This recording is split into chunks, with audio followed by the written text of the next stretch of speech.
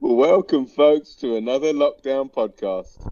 Today, myself, Ed666, and Ed025 and Ed001 will be answering some of your questions that you submitted via the Ask the Ed Big Red button. Also, we'll be discussing Newcastle possibly becoming one of the richest clubs on the planet overnight. In the absence of our beloved, beautiful game, we'll be discussing if Carol Baskin is the devil and body shaming Ed001. Before all that, we bring you a world exclusive and some breaking news. We learned in the last few minutes that Xherdan Shaqiri is still injured and is recuperating during the lockdown. Good day, gentlemen. How are you? It's been a while. You're right, that joke was shit.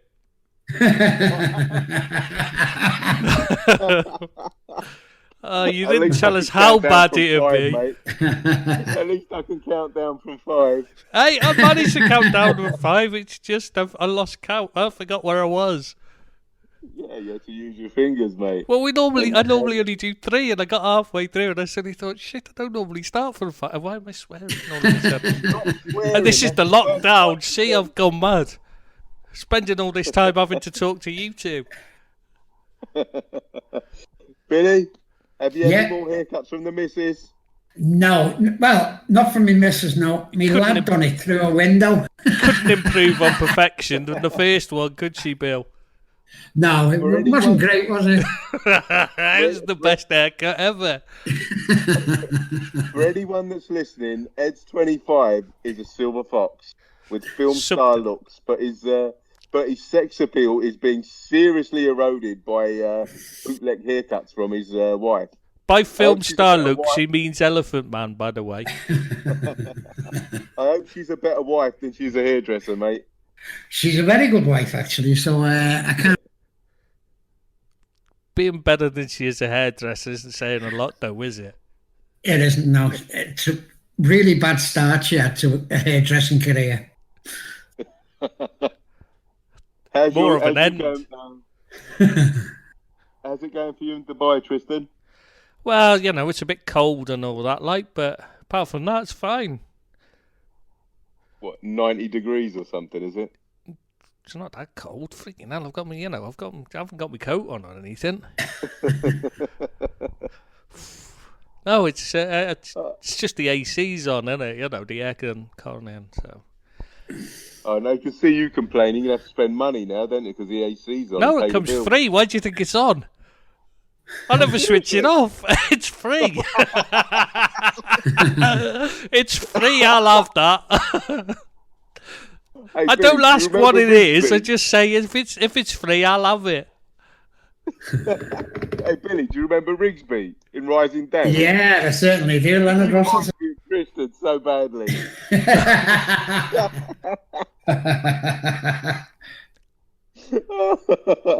Titus bastard us. All right, guys, should we crack on? Yeah. I thought we were anyway. All right. So let's move on to the Ask the Ed questions. MBD from the Manchester United site, Tristan, is asking, if you were United's coach, which 3 players would you recommend to be brought in to close the gap on the likes of Manchester City and your Liverpool? Well, I was thinking we could all have a go at this question, but for me, I'd start with someone like Diego Godin, because they need an experienced leader at the back. They don't play a high line anyway. Yeah. They want to draw people in because they play counter-attacking football. So he'd be excellent. The only problem is if they went to if they stick with the back 3, he's not suited for that. But if they go back to a back 4, he's a fantastic player. And he might actually sort out that Harry Maguire and teach him how to position himself and play football. I don't think they will go. I think they'll become more attacking rather than counter-attacking the next season. Not under Ole. It's the way he plays. It's the way he's played at Cardiff. It's the way he played at whatever it is, Mulder. It's the way he's played at Man United as well. He likes the counter-attack. So I think that's what he wants to do. It's the way he likes to play. So you go with Godin? Yeah, and then Robin Gosens for left back, because that Shaw's useless. and Williams is more of a midfielder. So, Right. you know, and that goes really that good. young kid, Williams, I thought he was a right back, or was it left back? He plays left back, but he's actually a midfielder. So, okay. So I'd just use him as, you know, he'd be the rotation with that Gosens, but Gosens is quality left back, and they really need one. Right.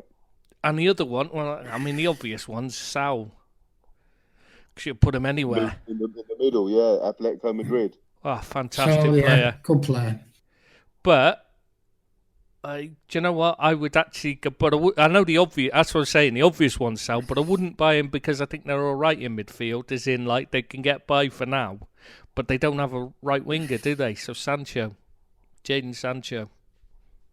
I think they need a keeper as well. I think he's gone. What? I think De Gea's got gone. Dean Henderson, mate.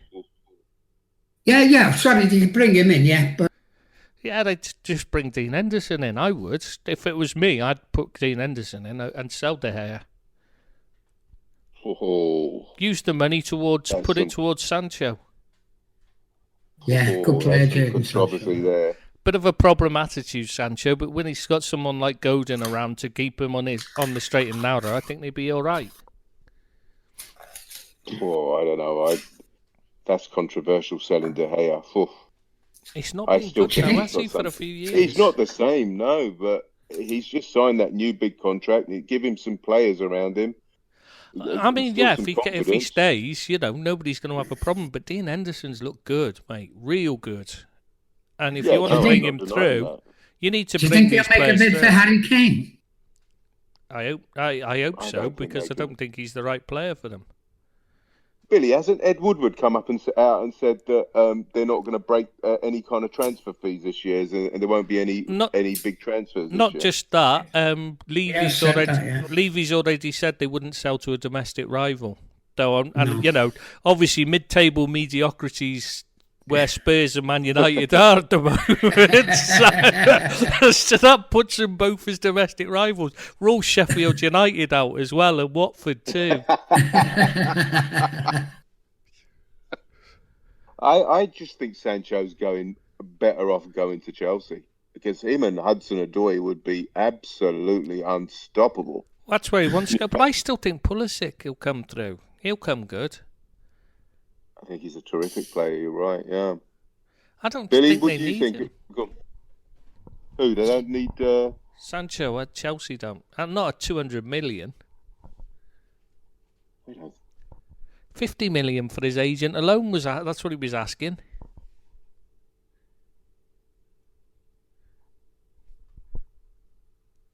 Have you two gone quiet or what?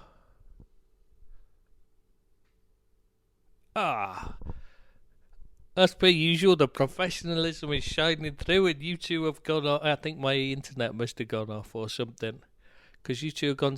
Though it says it's voice connected, it's got a great signal. No, it says it's. Salah will stay.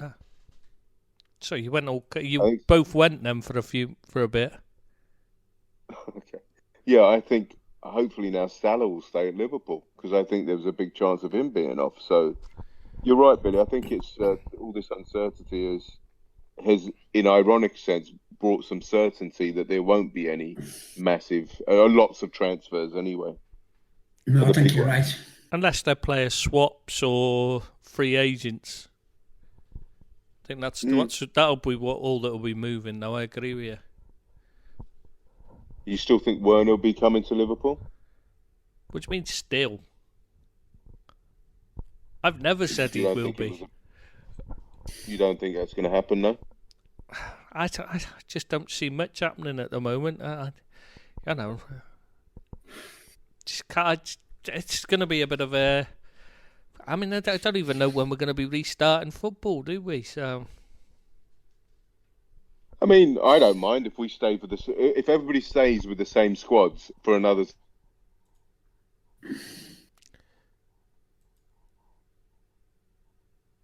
Have you two both I've got? lost you. Oh yeah, just you. Just Abid then this time. Yeah, it is Abid. Yeah.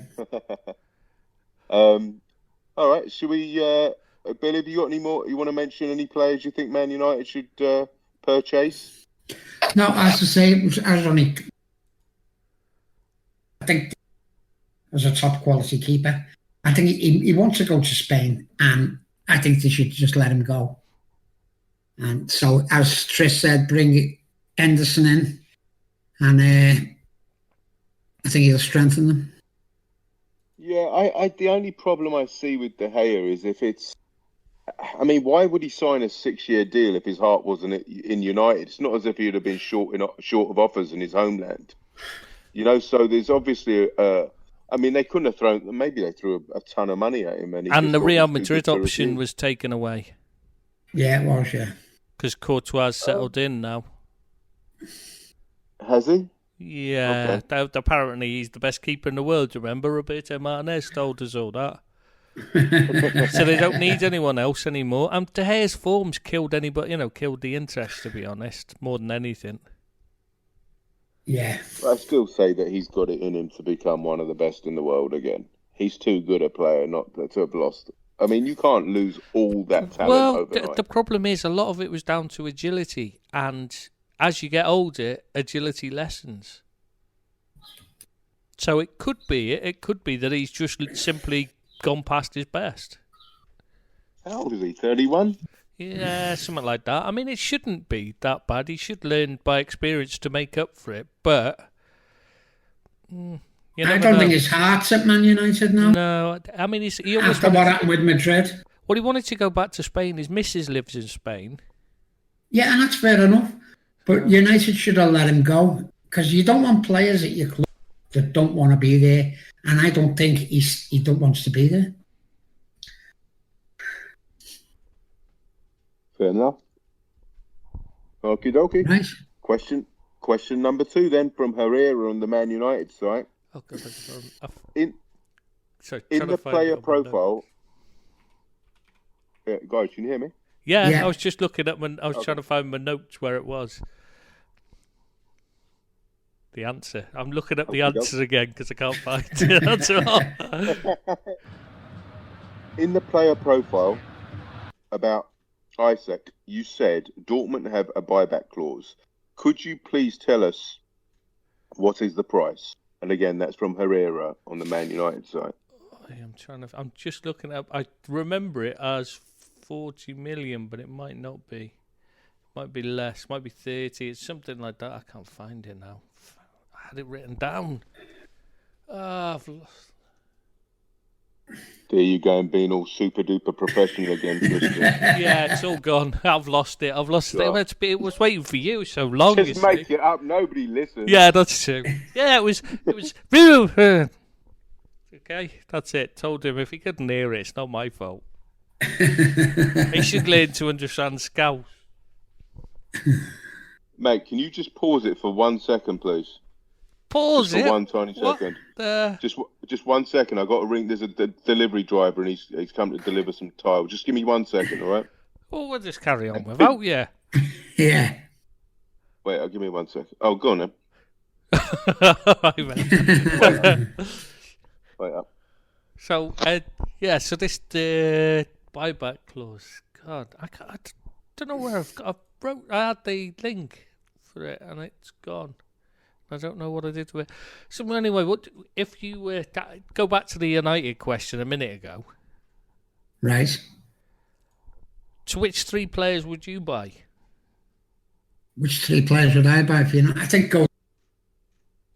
I think they need a centre forward myself. They need someone like a Van Persie type player. That's why I thought that they'd go for Kane. I think they want Kane, but as Abbott said, it doesn't look as though he's going to go to United. But I think that's what they need. Out and out striker. That's my personal opinion. Really? I think they're all right. Marshall can score goals. Rashford can score goals. I think they're all right there. And that's that other kid coming through whose name... Oh, man.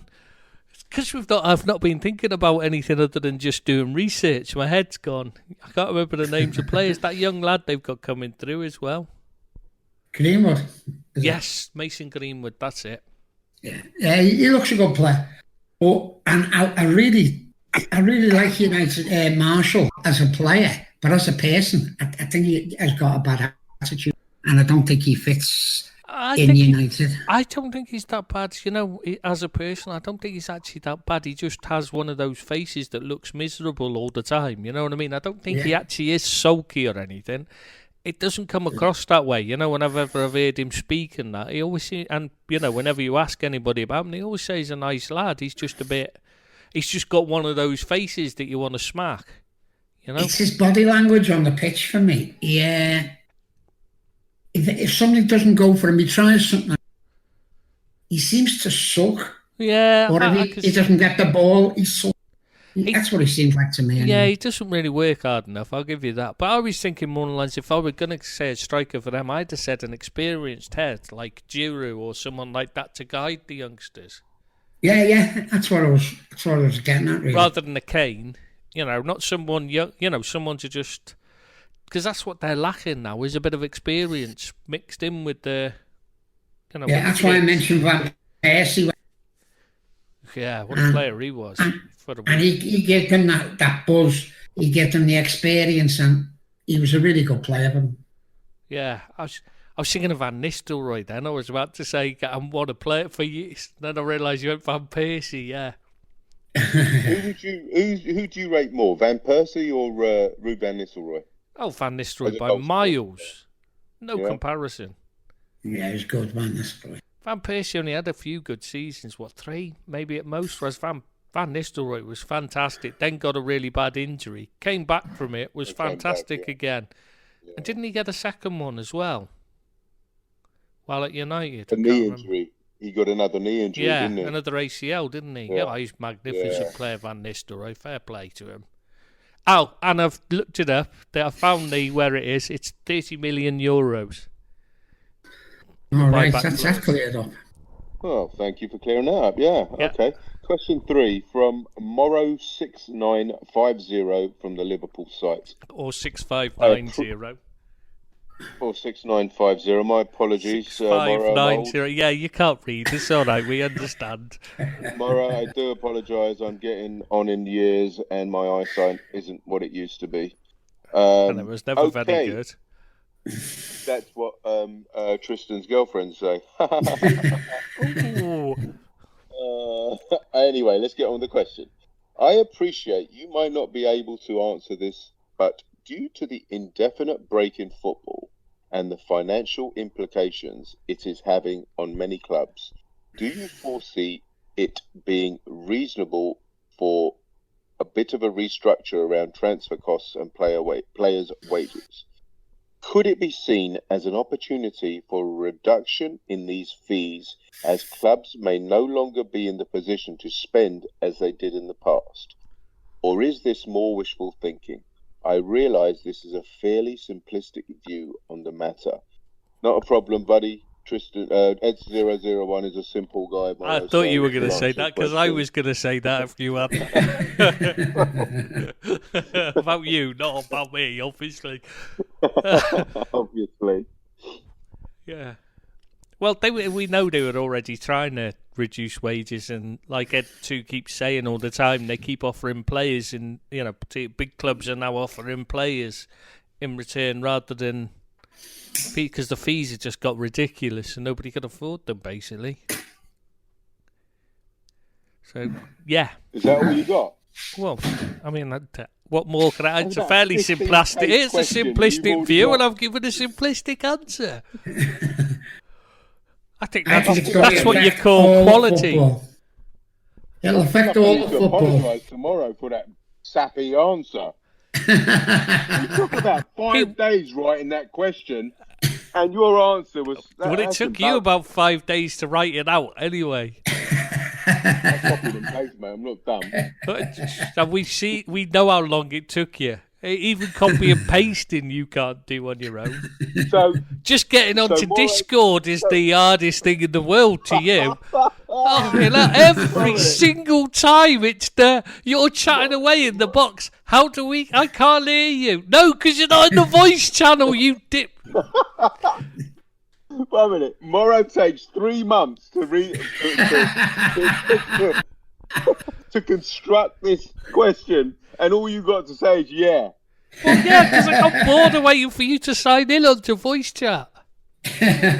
Do a man a favour and just give him a bit more of a descriptive answer, will you? Okay. Yes, you're right. It is a fairly simplistic view of it. There you go. You want me to read it out again? Let me read it out.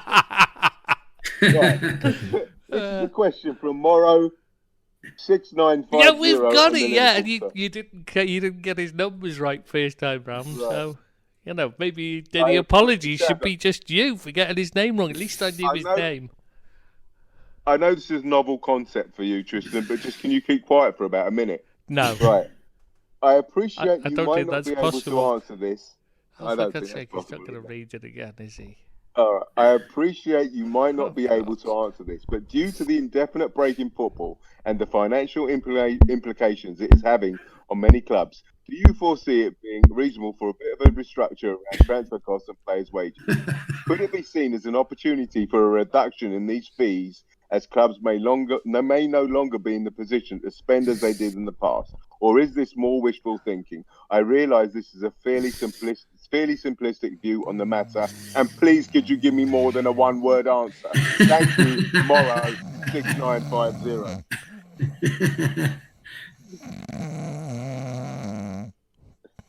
Oh, have you finished? Sorry, I was.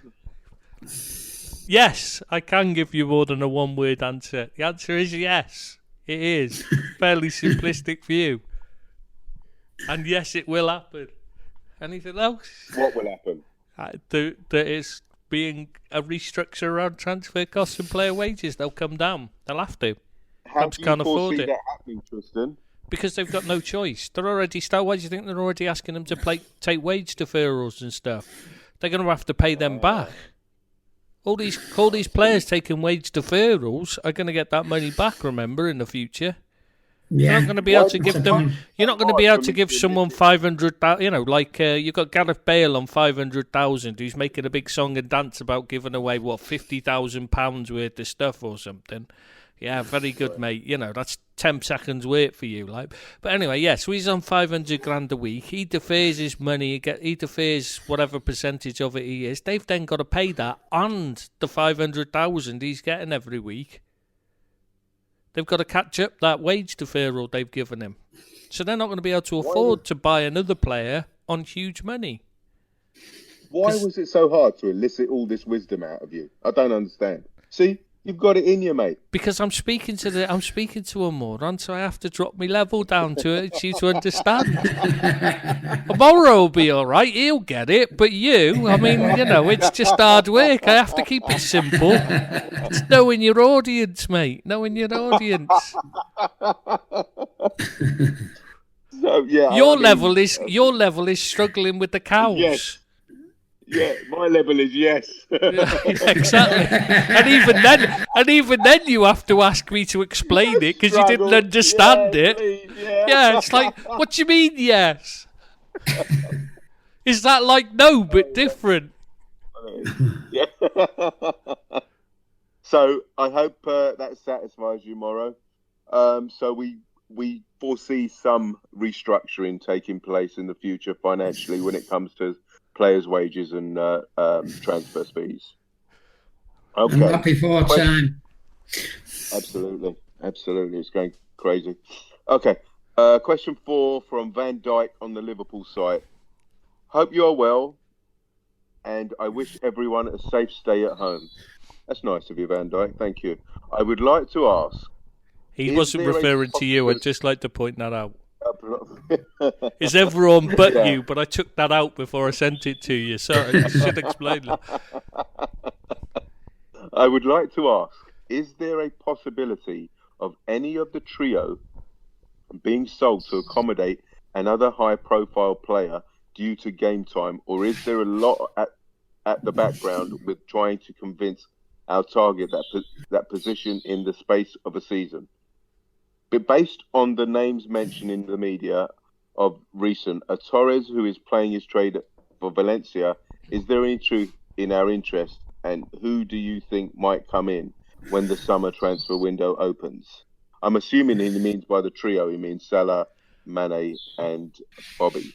Oh, does he? I thought he meant like, Sammy I'm Lee. dumbing it down for you, mate. Yeah, it's a good job you're here. I would have never guessed. Yeah. What's going on in the background? You got parrots or something as well? Is that what was being delivered? Not me. Somebody's got. Is this your latest? Your latest addition to the farm Acquisition. to look after put them in with the cows. So that didn't look much like a cow. It looked more like one of those old Auroch things. The old woolly mammoths. Yeah, it did, didn't it? Yeah. Or Sasquatch or something. Wow, no, that's you, mate. Believe me, mate, it is me. 6 weeks without a haircut. Yeah, exactly. I cannot. Let's not talk about haircuts, Billy. Yeah, Absolutely yeah, not. yeah. Don't go there, mate. Don't go there. That's sensitive subject. Oh, mate, I don't know how I'd have reacted to that haircut. It was a good attempt. No, That's better than you've ever had. You paid for worse than that. I've seen your hair. At least I usually have one. I've got that much here. Oh, mate, that was hilarious. We really don't want to know about your bodily hair, though, Bill. All right, Tristan, answer the question, my friend. But it's a really confusing question, if you ask me. I mean, no, I couldn't understand it. Who's he on about? What background convincing who? who? Paraphrase. Okay, forget. I hope you're well. Okay. He wants to ask, is there a possibility of any of the trio being sold to accommodate another player another high-profile player coming in? Why would they be sold to accommodate another high-profile player? I'm confused. I don't know. Is there Due to game time, that makes no sense. There's nobody bloody playing anything at the moment. What is game there a time? Torres at Valencia that has been linked with Ferran us? Torres. Well, we've had interest, but Ed2 said that months ago. So, is there any truth in our interest, and who do you think might come in? Okay, here you go. Answer that. That's answerable. Who do you think might come in the summer transfer window when it opens? I'm not convinced there will be a summer transfer window. It's going. Still haven't got it. We still haven't finished the season, have we? So, yeah. So I'm not. When are they going to have the transfer window? Yeah, exactly. I mean, how can we answer that? It's kind of a pointless question at the moment. Until we know when there's going to be a transfer window, we can't answer who's likely to come in.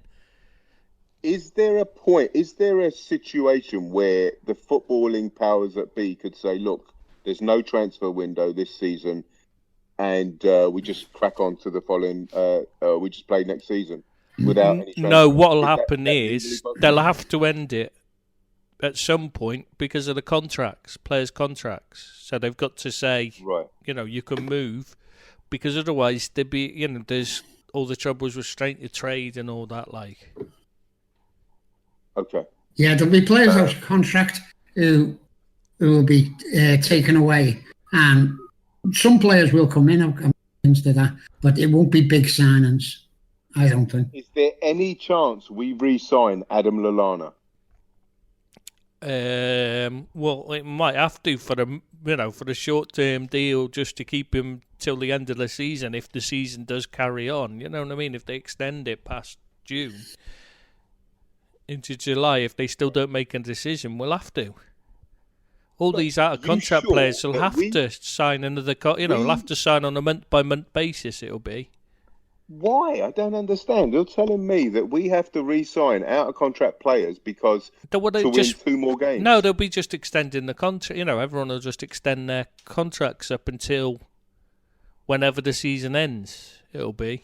Well, if we can't win the title without Adam Lallana, God help us. I mean, if we can't win 2 games without Adam Lallana... That's your hero you're talking about. And all the other... Who else is out of contract? There's Lallana. In the Liverpool squad I'm talking about. Off the top of my head, I think it's only Lallana now in the first team squad. I haven't... football's so far away now, I can't even remember. I can't even. What was the last game? What was the last game we played? Do you know what? I honestly can't remember. That is crazy, isn't it? I never thought I'd be able to. I never thought that I'd see the day. 1 minute, we got knocked out of the Champions League by Atletico Madrid, and then we lost to what? What did we lose to Watford the day before that or after that? Oh my God, I can't remember. I don't even Google it. Oh my God. Oh, it's so confusing now. I'm totally and utterly lost, mate.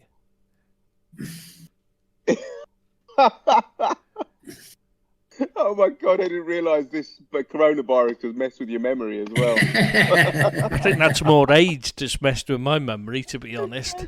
Can you believe? Well, none of us know. What was our Everton's last game, Billy?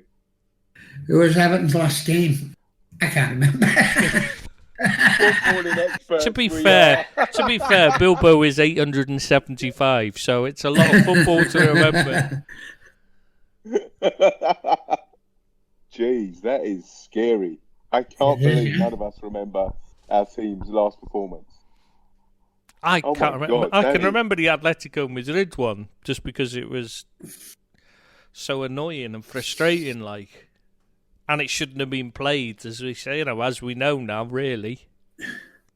No, that shouldn't have been played on a serious. Doesn't matter about the losing, but on a serious note, yeah, definitely shouldn't have gone through. I mean, that was ridiculous.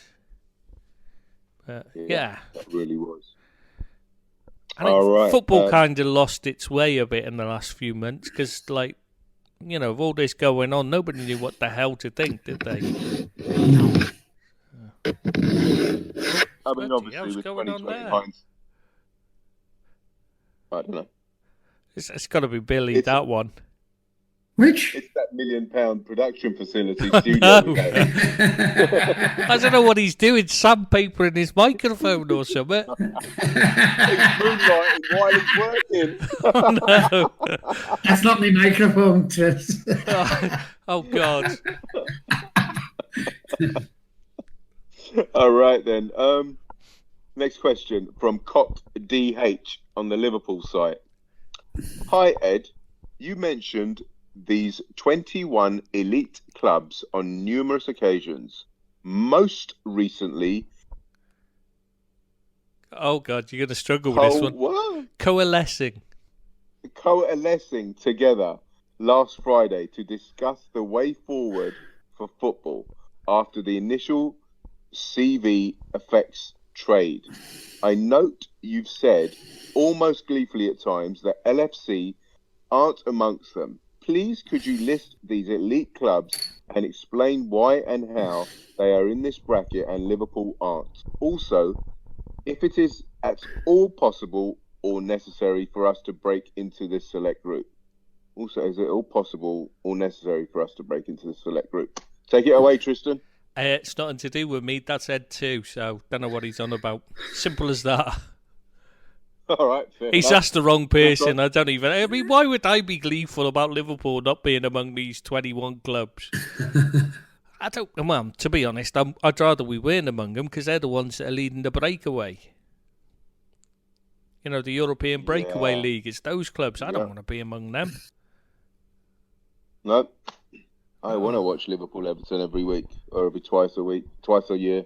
Yeah, I don't want to play. I don't want to play bloody Barcelona every week because then it gets, it just stops being exciting. When you play the European games, they're exciting because you've qualified to play them in the first place, and they only happen occasionally. You know what I mean? They're not happening every year. I think it's well fabled. The three of us have said that football's done and dusted for us when and if this breakaway league happens. Yeah. The worrying thing is this coronavirus could have sped it up because obviously, there's not going to be many clubs left over soon. No, it'll affect everyone. I'm not sure that's not a bad thing for some clubs to go out of business because they're running on a shoestring budget and they're losing money hand over fist, and it's just better to just call it quits than struggle like that. I don't think so. If you're a fan, I don't think you care whether they're struggling. It's part of belonging to a team. You know what I mean? It's not but, about I mean, if you're winning. going to watch, They're not all glory hunters, you know. it's not about winning. I'm just talking about it's about the struggle. I mean, Yeah, but you know, if you love the club, it doesn't matter whether they struggle or whether they've got pots of money. It's still about being a part of something. You know what I mean? Supporting something. You belong to it. It's part of you. I get that. I just feel that there's too many clubs in the football league. I just think it could be a little bit more streamlined, and that doesn't mean There isn't I a want. problem with how many clubs there is. There isn't a problem with a lack of money either in English football. The problem is that it's all going to the few at the top and not being shared equally enough. That's the problem. Yeah. And obviously, I agree with you. There is also a problem where they're spending above their means. That's another problem as well. But that's just bad management.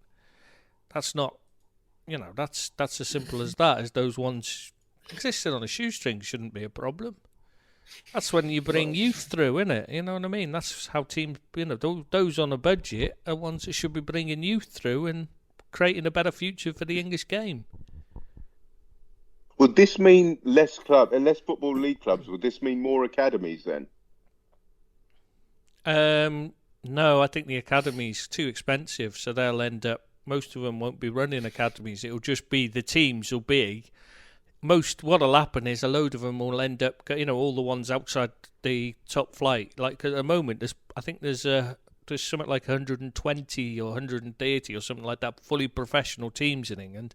I think it'll just cut down to like 60, 70 teams instead that'll be fully pro. And the academies will go because they're too expensive. It's just mean players will be paid less, and a lot of them will have to work part-time. No, but I'm talking about, you know, the private academies, not the football club academies. I'm talking about private academies. Yeah, it could be a lot more of them, I suppose, yeah. The Glen Uddle Academy type, you mean? Exactly, yeah. But more UK-based kind of thing, yeah. Yeah, probably. Yeah, it'd be more of a business as well then, I suppose, yeah. Yeah, and less about creating good players and more about making money. Exactly. Yeah. Okay, Cock DH, if you wanna, sorry if we couldn't answer your question, but if you could resubmit that to Ed002, I'm sure you'll have some joy. All right, next we have Albatross on the Liverpool site. Is there any footballing reason why Salah would be associating with the Italian consulate in Liverpool? Because he has been prior to lockdown. Well, not so much football, but like, you know, sponsorship. He could have to get a visa or, you know, there's lots of reasons why he could be there that are nothing to do with football. He might want to go down on holiday. Need to sort out his visa application and that. He's Egyptian, remember, so he doesn't have he doesn't have a European straight in. It's not as easy. It's not the same as like if we go most places, Brits go most places abroad, as soon as you get your passport stamped, that counts as your visa. It's not the same for an Egyptian.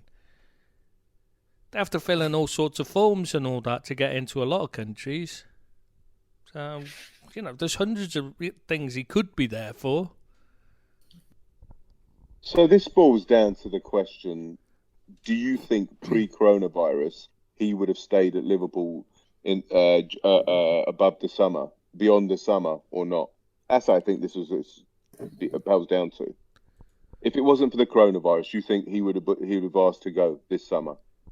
I don't think it mattered if he did. I don't think anyone could have afforded him. Price would have been ridiculous after the season we had. Right. Can you imagine? I mean, you know, if someone comes in for one of our players, who's going to afford them the way they played this season? I think it's more about his age than Mo Salah himself. I think his agent would want him to move. I don't necessarily think that Salah. I think he's a genuine type of guy, myself. I couldn't disagree more, Billy. I really couldn't. I think his agent gets a lot of flack, but who's fueling that? If Salah says to his agent, "Look, mate, stop with all the meetings with the team, all these teams. I want to stay at Liverpool. I'm happy here." The agent would never do anything against his players' wishes. So I think he would if he wanted more money. He's going to get a cut out of him going. Yeah, and even if he stays, he'd still meet with them because they'd say, "Well, we're gonna, you know, we'd be interested in giving him, say, £300,000 a week more than he gets at Liverpool then his agent can then go back to Liverpool and say, look, these are saying they'd pay him £300,000 more. So if you give us, we want £50,000 more to stay. I think that's the way it works. That's a lot how it works. So, you never know. You can be meeting with 100 clubs. It doesn't necessarily mean he's meeting with them to look for a move. It might just be to strengthen his hand in contract negotiations. And that is totally justifiable, and they have no problem with that. Salah should be getting paid what the top 5-10 players in world football should be getting paid, apart from the Chinese market. Obviously, that's been distorted and blown out of proportion. Do you think so? Because I wouldn't put him in the top 5 players, because I'd say Mane's been better than him this season. So I'd say, well, I suppose it depends. And then again, thinking about it, I should just try to think of 4 others, but 3 others better than. You've got to look at his record, though. Since he's been at Liverpool. And anyone who's got a better record, better goal scorer. I take that, but you're right. When I'm thinking about it, I can't. Yeah, top 5. Yeah, can't argue with that when I'm thinking about it. I agree. Mohamed Salah deserves to be paid on the top strata, as does Mane in world football. As does Mane. Yes, I'm not disagreeing with that whatsoever. And I say Bobby Firmino as well. All 3 of them. Bobby shouldn't be in. Bobby's definitely in that equation, because without Bobby, Salah and Mane are not as effective. If we play everybody as a top 5 player, we can't have. There won't be there'll be like top 300 at this rate. The way you're going. No, but top 5's going to end up being 15. Look at. Henderson's been captain and had a fantastic season. Van Dijk. Alisson. Van Dijk's on crazy money.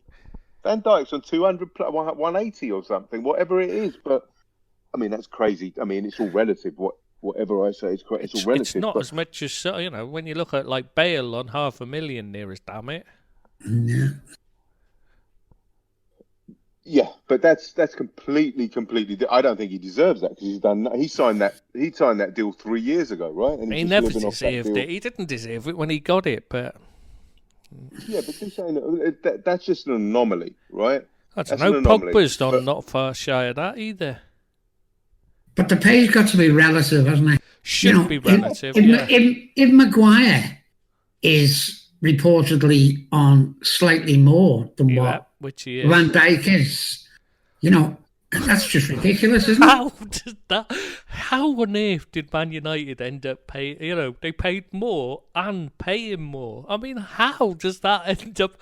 And what planet are we living on when somebody thinks Maguire's worth more than Van Dijk in any way, shape, or form? That's exactly what I've been saying there. It's relative to your value. And Salah, going back to Salah, he's worth every penny and more that he's getting, because he does the business. He scores the goals. And works hard. And everyone wants that. And works hard off the ball. You watch him. He's one of the deepest players on when we take corners, and he's the first to cover it. When the centre backs are obviously going for headers, he's one of the ones first tracking back, chasing back into the full back positions, etc., to cover while they're out of position and that. He takes the corners. He's more than just only sometimes. Normally it's Trent or Milner.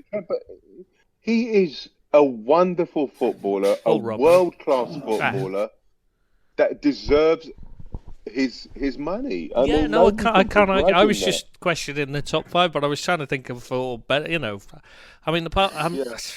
Especially this last season, the only one I could think of, and I'm talking one, would be Mane. Better. I can't even say Ronaldo or Messi. No, and I was including Ronaldo and Messi. That's what I was saying. I could only think of one, and I was thinking, geez. Well, do you think Mane has been better or equal to Salah? Oh, I think over the 2 seasons, I'd say they're equal. I think Mane's been better this season. Yeah, Mane's better this season. I think Salah was better last year. That's what I'd say as well. They're both fabulous footballers at the top of at their We're top so of their blessed. profession. Exactly, and they deserve their money. I mean, Wouldn't get I'm in the not Everton sure- team, obviously, would they, Bill? Well, they be on the bench. Now, That's a bit like it's just. Is that right? They made a mistake with the coronavirus, naming it Corona. If they'd have just named it Everton, it would never have got into Europe, would it, Bill? That's not nice, that, you know. It's true, though. True, but not nice. any fuel about these Mane to Madrid rumours? Well, Madrid would love him because Zidane's desperate to sign him. But that's as far as it goes so far. He's shown no sign of interest. I don't think Liverpool have got the compulsion or any means to sell Mane to anyone. Oh, look at you, Billy, with your big They haven't. compulsion. Yeah, they haven't though. They're playing really well. They're at the top of the game. Why would you want to sell any of your players? And why would the players want to go in the first place? And it's not even like they're in money trouble. It's not like Everton where they've got to meet FFP regulations, so they have to look to move on some players or anything like that. Well, you know, there is absolutely no reason to sell Mane unless he wants to go. And so far as I'm aware, he's not asked or made any single sign of leaving. Have you guys seen that documentary on Mane? I did, yeah. I watched it, yeah. Fantastic. Good. It was really good, you know. Oh, He's a really decent person. As well as a great footballer, he's a good person. See, I don't understand. I mean, maybe he was a bit of a dick, but when he came from Southampton to Liverpool, a lot of people were saying he's got a massive attitude problem. No, And I don't not see off that. the pitch, mate. Not like that respect. Not as in like he doesn't do good things. What the problem was is he'd gone on strike to get moves on more than one occasion. He did it at was it Salzburg, RBS, to get a move to Southampton, and then he did it at Southampton when the Man United move fell through, and then he did it again when Liverpool came in for him to get a move to Liverpool. That's where it came from. It's nothing to do with him not being a nice lad or anything. It's to do with him throwing his... And so what the worry was, and this was what I was saying at the time, is if we're doing well, it'll be fine. But if things start going wrong for us, and he's there, will he then start throwing his toys out of his pram wanting to move? Obviously, we don't... He didn't. He spat his dummy out for the simple reason he wanted to better himself. Anyone who wants to better themselves, you know, fair play to them. If you're at a lower club, and this is no disrespect to Southampton, and Liverpool come in for you, you want to go to Liverpool, don't you? Yeah, the only worry, like I was saying, the only worry is if Liverpool hits a bad patch, will he then do the same to Liverpool? That's what the worry is, isn't it? It's the same like if one of your players at Everton does the same. I can't see it, mate. I really can't see it. No, we can't now, but at the time we signed him, we weren't doing that well, remember? So it's a bit different, like. I to be honest, you've got to see where he's come from, right? And the poverty and the impoverished nature of his humble beginnings. And when somebody like when a life-changing transfer is going to happen, that's going to completely set you up for life. I mean, not many people would. Just like to point out before you go any further. Before he moved to Southampton, he was already set for life. I'd just like to point that out. I don't want to start, I like Mane. I love Mane. In fact, he's probably, as in like to watch, he's probably my favourite player in the world right now. But to suggest it's about, to suggest he wasn't set up is wrong. He was already set for life before he signed for Southampton. He had enough money he never needed to play it. He could have retired. You're being set up for life, and Mane's being set up for life. No, I'm serious. He was already a multi-billionaire when he before he joined Southampton. Then he gets paid millions when he joins Southampton, and a signing fee plus the wages and that. He's massively set for life by the time he signs for Southampton. He doesn't need. It's not about the money, mate. It's not that. They're set for. They're already set for money. That's why they could afford to go on strike. Billy said it was an attitude. It's about what they think the way. Yeah. It's about moving up and playing for a better team. That was what it was about. Yeah. Van Dijk did it. Yeah, no, I'm not saying I don't like it because I just think it when it's one of our players who does it, like Mascherano, I've never forgiven him because he did that to us, and I can't forgive him. I can't get my head round it. I just can't, and I don't think, and I can understand why a Southampton fan would never forgive them. I take a different counter. It's like when you work in a normal job in normal industry, right? And you flirt with some other person, some other company comes and flirts with you and gives you offers you a higher salary. Do you know we're going to have to? You're struggling here because you don't know what it's like to work, do you? So what you mean is, say a headhunter comes in. Well, I'll explain it properly for those who've actually done a job in their life. When a headhunter comes in for you and says, we could offer you a bigger wage to work for us because we like what you do with your job. Yeah, there's no transfer fees and stuff, so it's a totally different thing. Yeah, it's like you can just move and you just hand in your notice, and they can't do that, footballers. I understand that. It just feels uncomfortable because you hate it when they do it to you. Mate, Suarez done it to us. It doesn't bother me at all. I just think it's part of the territory, Whereas I can't forgive Mascherano for doing it to us because he went on strike before we played Man City, refused to play. Does it really matter, though? I mean, in the general scheme of things. Well, no, because he wasn't that good anyway. He was massively overrated. But it just mattered because I just think I don't like players doing that. They don't need to get a move. I get it. Rooney did it at United. Yeah, and just got a big pay rise. Did Fernando Torres do it at Liverpool? Not quite. No. No. He was sold to Chelsea because. Oh no! I see your point, Billy. Yeah, he was sold to Chelsea. He wanted to go anyway. Yeah, that's what I'm saying. He wanted out. Yeah, but he never got. He wanted out. No, he fell out with Carragher and Torres, so the club was happy to sell him. They just wanted the cash up front.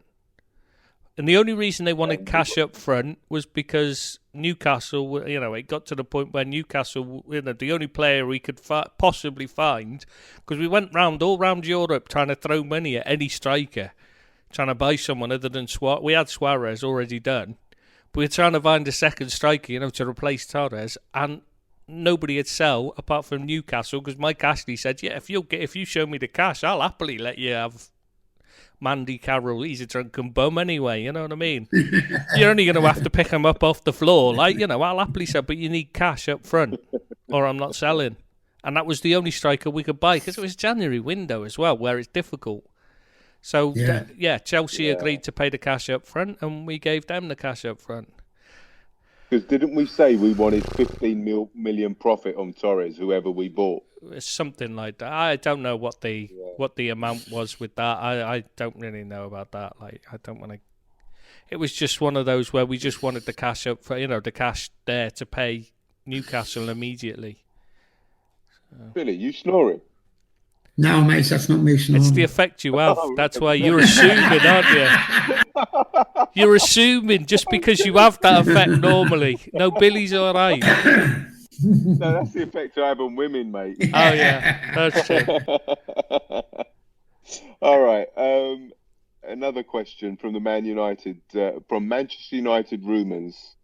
Do you think that Manchester United are revitalised by the signing of Bruno Fernandes? We had a great month in February, beating Chelsea and City. I can't even remember February now. Do you feel Ole Gunnar Solskjaer has improved his football and decision-making, or do you see it as a false dawn? This is from, again, Manchester United rumours. Right. Well, on the Man United side. Bruno's improved them, definitely. Made them a better team. Of course he has. He's a better player than they had before, so it's an improvement. But it's not because Ole Gunnar Solskjaer has improved his football and decision. He's still playing the same game. They're still beating the higher end clubs, and they're still going to struggle against the lower end clubs because of the way he plays. He's still playing counter-attacking football. It works against the stronger teams because you're giving up the ball, but when against the weaker teams that don't want to have the ball against you, it still doesn't work. So until he finds a Won't he way to play actually play attacking football as well as counter-attacking football, when it's needed, nothing will change. Yeah, but isn't it natural he plays possession football against the weaker teams? Why That's would how he play should do. Yeah, counter-attack? but he doesn't. That's what I'm saying. They struggle because they have to play possession and they don't know what to do because they don't. They want to play a counter-attacking way. They've got no Fair idea how to play a out and out, possession-based game. It's just not the way Ole's training them to play. He's playing counter-attack. So no, nothing's really changed. They've just got a better player in there. Why didn't anybody else take a gamble with Fernandez if he was that good? Cost. Because he was on the market for so long. Yeah, but he's playing in Portuguese football. So, it's like you look at him and you think, is he really that good or is he just looking good because he's playing against crap? That was a big thing. Yeah. That was the big problem. Clearly, he was well above their level and he really is good enough. But, nobody, it's one of those where you watch him and you think, is he that good or is he just just dead bad, So when you like him. I think he's a really good player. Well, he's proven he's a fantastic player. Really good player. Yeah, excellent set piece taker as well.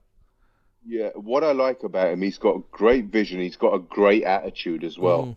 So fair play for fair play. He's got an excellent attitude. Fair play to Man United for taking the risk on him. But it is a risk, and that's the thing. It's like when you watch Jadon Sancho, everyone's raving about. But you watch the defending in the Bundesliga at the moment, and it's horrific. I mean, it really is. I mean, I watched one game, and the defenders slid past 20 yards away from him. And you think, what the hell's he doing? And they're raving about what he did, a brilliant run by Sancho. And I'm thinking, yeah, but defenders were just throwing themselves out of the way with no need to. I don't know what was going on. It was a bit like watching Martin Skrtel against, remember when Martial scored his, well, yeah, but when Martial scored on his debut and the Man United fans were raving about the goal because he ran into our box, remember? Scored his first goal for United. But Martin Skrtel just ran away from him and let him score. That's why he scored. It wasn't a good goal. It was just bad rank amateur defending by a crap defender. And that's exactly what you watch when you watch the Bundesliga and you watch Sancho. You think, is he that good? He obviously is good, but is he that special? Or are they just hopeless defensively, all these teams? Because they're just all over the shop. Mate, I've got to be honest. I'm on the fence about Sancho. I can't make up my mind whether he's very, very good or just bang average. I just can't work it out. Every time I see him playing the Bundesliga and he's not playing, and I'm thinking, where's this great player everybody's talking about? And then when I don't watch him play, he scores 2-3 goals and assists left, right, and centre. Yeah, it's not like Haaland, where every time you watch him, he just gets better and better, and you think there's more and more of a player. Each time you watch him, you notice new things about him. You think, God, this lad's each first few times you watch him, he's just like, well, he scored, but what else did he do? And then the next time you notice something else, and each time you watch, you just think this lad's getting better and better. He goes up in your praise. When you watch Sancho, he doesn't, does he? He just doesn't convince. I just don't. Yeah. When he's played for England, I haven't been impressed with him. No, he tries to do too much a lot of the time. So what you're saying, he's born out, really. He's how good's the defending in the Bundesliga? Yeah. Because he hasn't done it for England, as far as I know. Yeah, exactly. And that's what I'm saying with Fernandez, why people didn't take a chance. Because they were looking at it going, and the Portuguese league, is it just the rank amateur defending, or is he that good? Yeah. But you could say they should have done is they should have taken a look at his set pieces and said, yeah, but even if he can't, even if he's a bit off the pace and all that, he can still deliver a fantastic set piece, and that'll be a decent weapon. He'll get his confidence up through that alone. Yeah. So, it's worth taking the chance. That's like saying Charlie Adams is worth buying. Well, no, because Charlie Adams was already shown he was struggling pace-wise in the Premier League before anybody's stupid enough to spend 10 million on him. Which we did. Yeah, thank you, Comely. Or Parched, as we should call him now, apparently, isn't it, Charlie Adam? So, do you think... I honestly think with Sancho... It's a real the situation. I think he should stay at Dortmund for one more season, and that'll be better for him footballing wise. Financially, it's better for him to go somewhere this summer, clearly. But I think for professional reasons, he needs to stay another season at least. Whereas the reason why I suggested him for Man United is because I think the way they play gives him his best chance to make it in the Premier League. You know, the counter-attacking, because it'd give him space in behind to run. Right. Whereas I think that Sancho is a risk at this moment in time. I don't think Haaland is a risk. I think that if you pay 60, 70 million for him now, I think that'll be money wisely spent. I think because I think his ceiling is massive. Yeah, I couldn't argue with that, but like you know, he's only just moved, so it's not like to move again. There's a clause in his contract. Yeah, but that doesn't mean he'll want to invoke it. That's just there just in case. Because if things went wrong, you know, just being sick clever. There's nothing stopping Real Madrid coming in and buying him. Yeah, but I mean, you'd have to say if he's got any sense, he'd steer well clear of Madrid. Right now, why would you want to go to Madrid? They don't play again. Not suited to the way he plays either. Yeah, but they're going to have a revolution. They're going to have a revolution, footballing revolution. They're going to evolve. And why is Zidane being sacked and replaced then? I just think that they can't carry on the way they are because it's sterile. It's putrid football. So they're going to have to change. You're going to have to mix it up a bit. Should do, but I'm not convinced they will unless Zidane's replaced, which obviously doesn't seem likely to happen over this, while the coronavirus and all that is ongoing, and that it looks like he'll get a stay of execution. I think he would have been gone in the summer. Yeah. All right. Okay. Shall we talk? Oh, okay. Tonight's PFA awards have been cancelled, so it'd just be interesting to know what your thoughts would be on the PFA Player of the Year and the Young PFA Player of the Year, guys. Well, mine would be the Player of the Year, and you might be surprised that I'm going to say his name is. I think he's had an outstanding season. It cut off then. It was so shocked. It didn't even Discord wouldn't accept it. Oh, come on, you've got to say that again. Discord. I'm not saying it again. Honestly, Discord cut off. It just went silent. It wouldn't accept you saying who you said. That's how shocking it is. Say it again, Billy. Go on. Fair play to the guy. He's who though? We haven't heard. Jordan Henderson. It went through that time. So seriously, it cut off as you said it last time. Yeah. That was so funny. No, he's had a fantastic season, and I've never been as great as. I think he's really proved me wrong, and he's been a tremendous character for Liverpool with his captaincy and his play this year, and so he'd be my vote to be Player of the Year. Did you hear the story of why one of the things that made Liverpool convinced to buy him as well? I don't know if you've read that. No, I read that, yeah, mate. Yeah, I was just going to say it does show why he's become so good. When he had a disaster against Newcastle while playing for Sunderland, skied a free kick and got heckled to high heavens by the Newcastle fans because he skied this free kick into the crowd, like miles, ballooned it up in the air, like. So they had to, the next day in training, they had to pull him off the training ground, and get him to stop because he'd taken so many free kicks. They were worried he was going to injure himself because he was just practicing it doggedly. But that's how you get better. When you do something wrong, you go and practice until you get the hang of it. Who would yours be, Trish? Who'd be your Player of the Year? I'm still... Well, now you've said Jordan Henderson, I'm starting to think, maybe Jordan Henderson does deserve it, actually. I would have said either Trent Alexander-Arnold or Sadio Mane were my two. Probably Trent I was leaning towards. But now you've said Jordan Henderson, I've got to say, actually, I can't argue with that. I think it does. He's been key. He's been the key player, I think, when you think I about it. He think might they not have be not the missed best him. player, but he's the most important player. And Yeah, it's I'll not go the with that. first time either, because, the year when people say it was the Gerrard slip that cost us, it wasn't. It was Henderson getting banned for 3 games. That was when we threw it away. Nothing to do with Yeah, Gerrard's absolutely. slip. It was Henderson being missing, because he was playing like this that season. He got sent off against City, didn't he? Oh, was it he didn't play against City? One of the I think he can't didn't remember. play against City, did he? He got sent off. He was banned for 3 games. I can't remember now. It's so long ago, but I mean, it cost us the title, and it's it's clear we're a better team with him in it.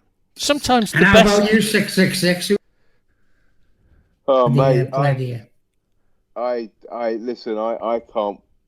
I differentiate between the big guy Van Dijk, Mane, Henderson, and Do you Bobby. not think Van Dijk's form's been dipping as the season's gone on? It's got worse. That's for me. I ruled him out because I don't think he's been playing well in the end of the season. Gomez has been better than him since he's come back into the team. For me, I just think Van Dijk's standards are so high that if he has a little bit of a blip, he's just a mere mortal then. He's only been brilliant. He's only been brilliant for me. Exactly. Yeah, exactly. I mean, but that's well below the level of the rest of the team this season. That's the thing. That's the problem. Is when he's playing alongside people like Gomez and Trent Alexander-Arnold, and that, brilliant is a bit. I mean, that's naff now.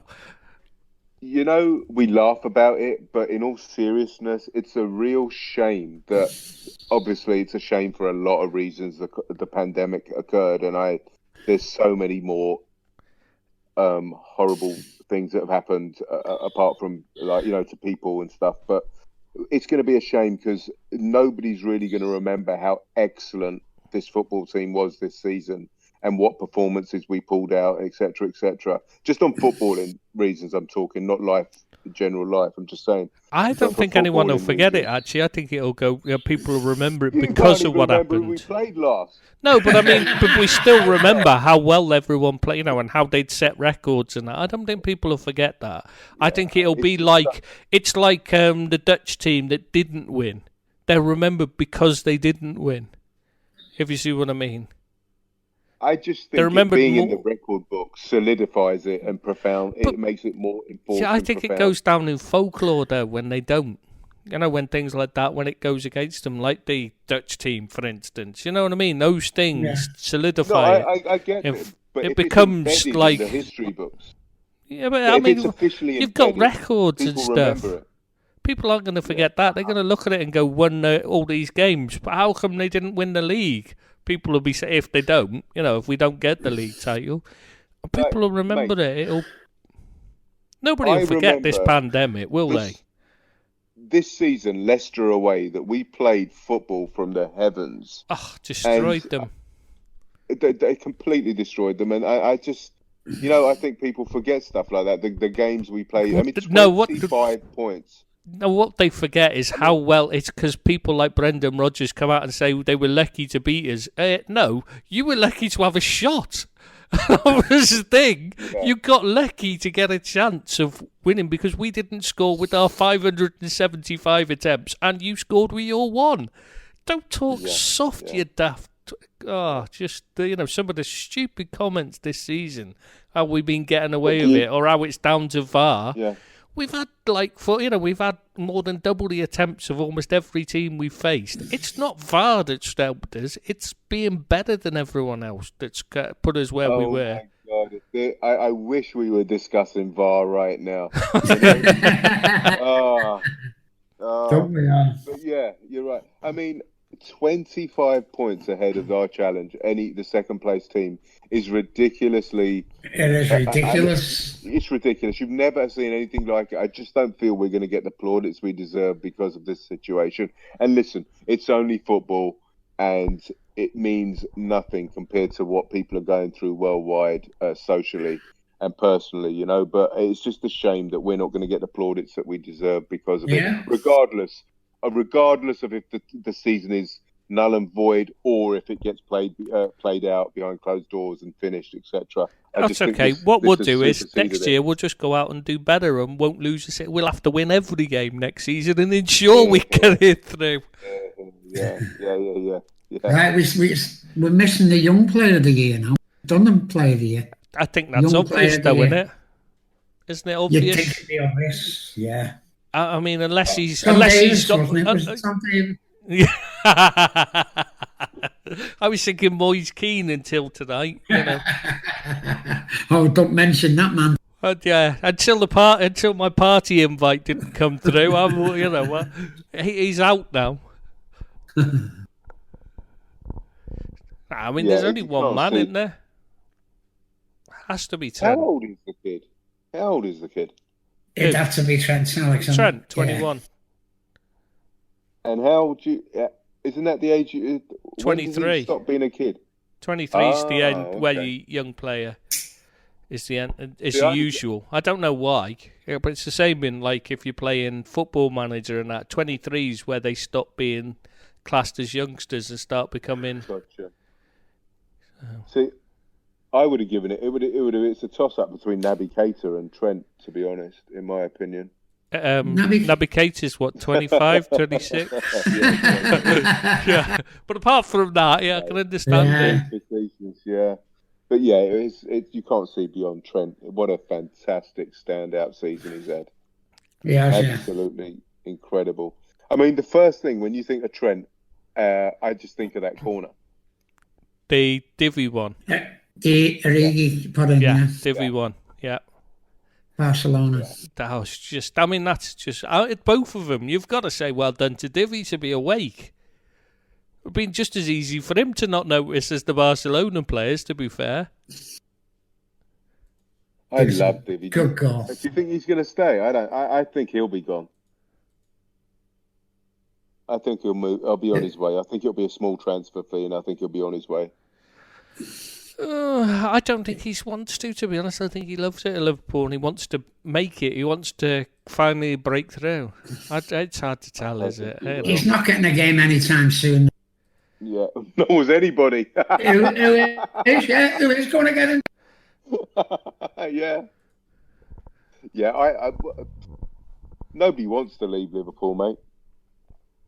You wouldn't think so, would you? No.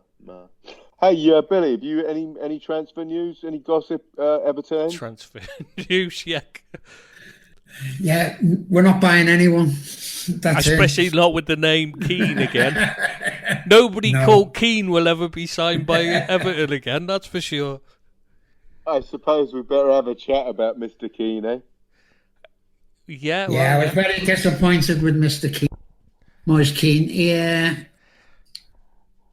he could come across as a really good lad, and he might be a good lad, but to go to a party, and a massive party as well. Didn't he hold it? Isn't it his party? Yeah, not his party. Yeah, he hosted it and organised it and that, so... You think your players are going to have more respect for don't you? Rather than flout rules like that. Everyone's in a bit of turmoil at the moment. Not being able to go out, having to cut back on things.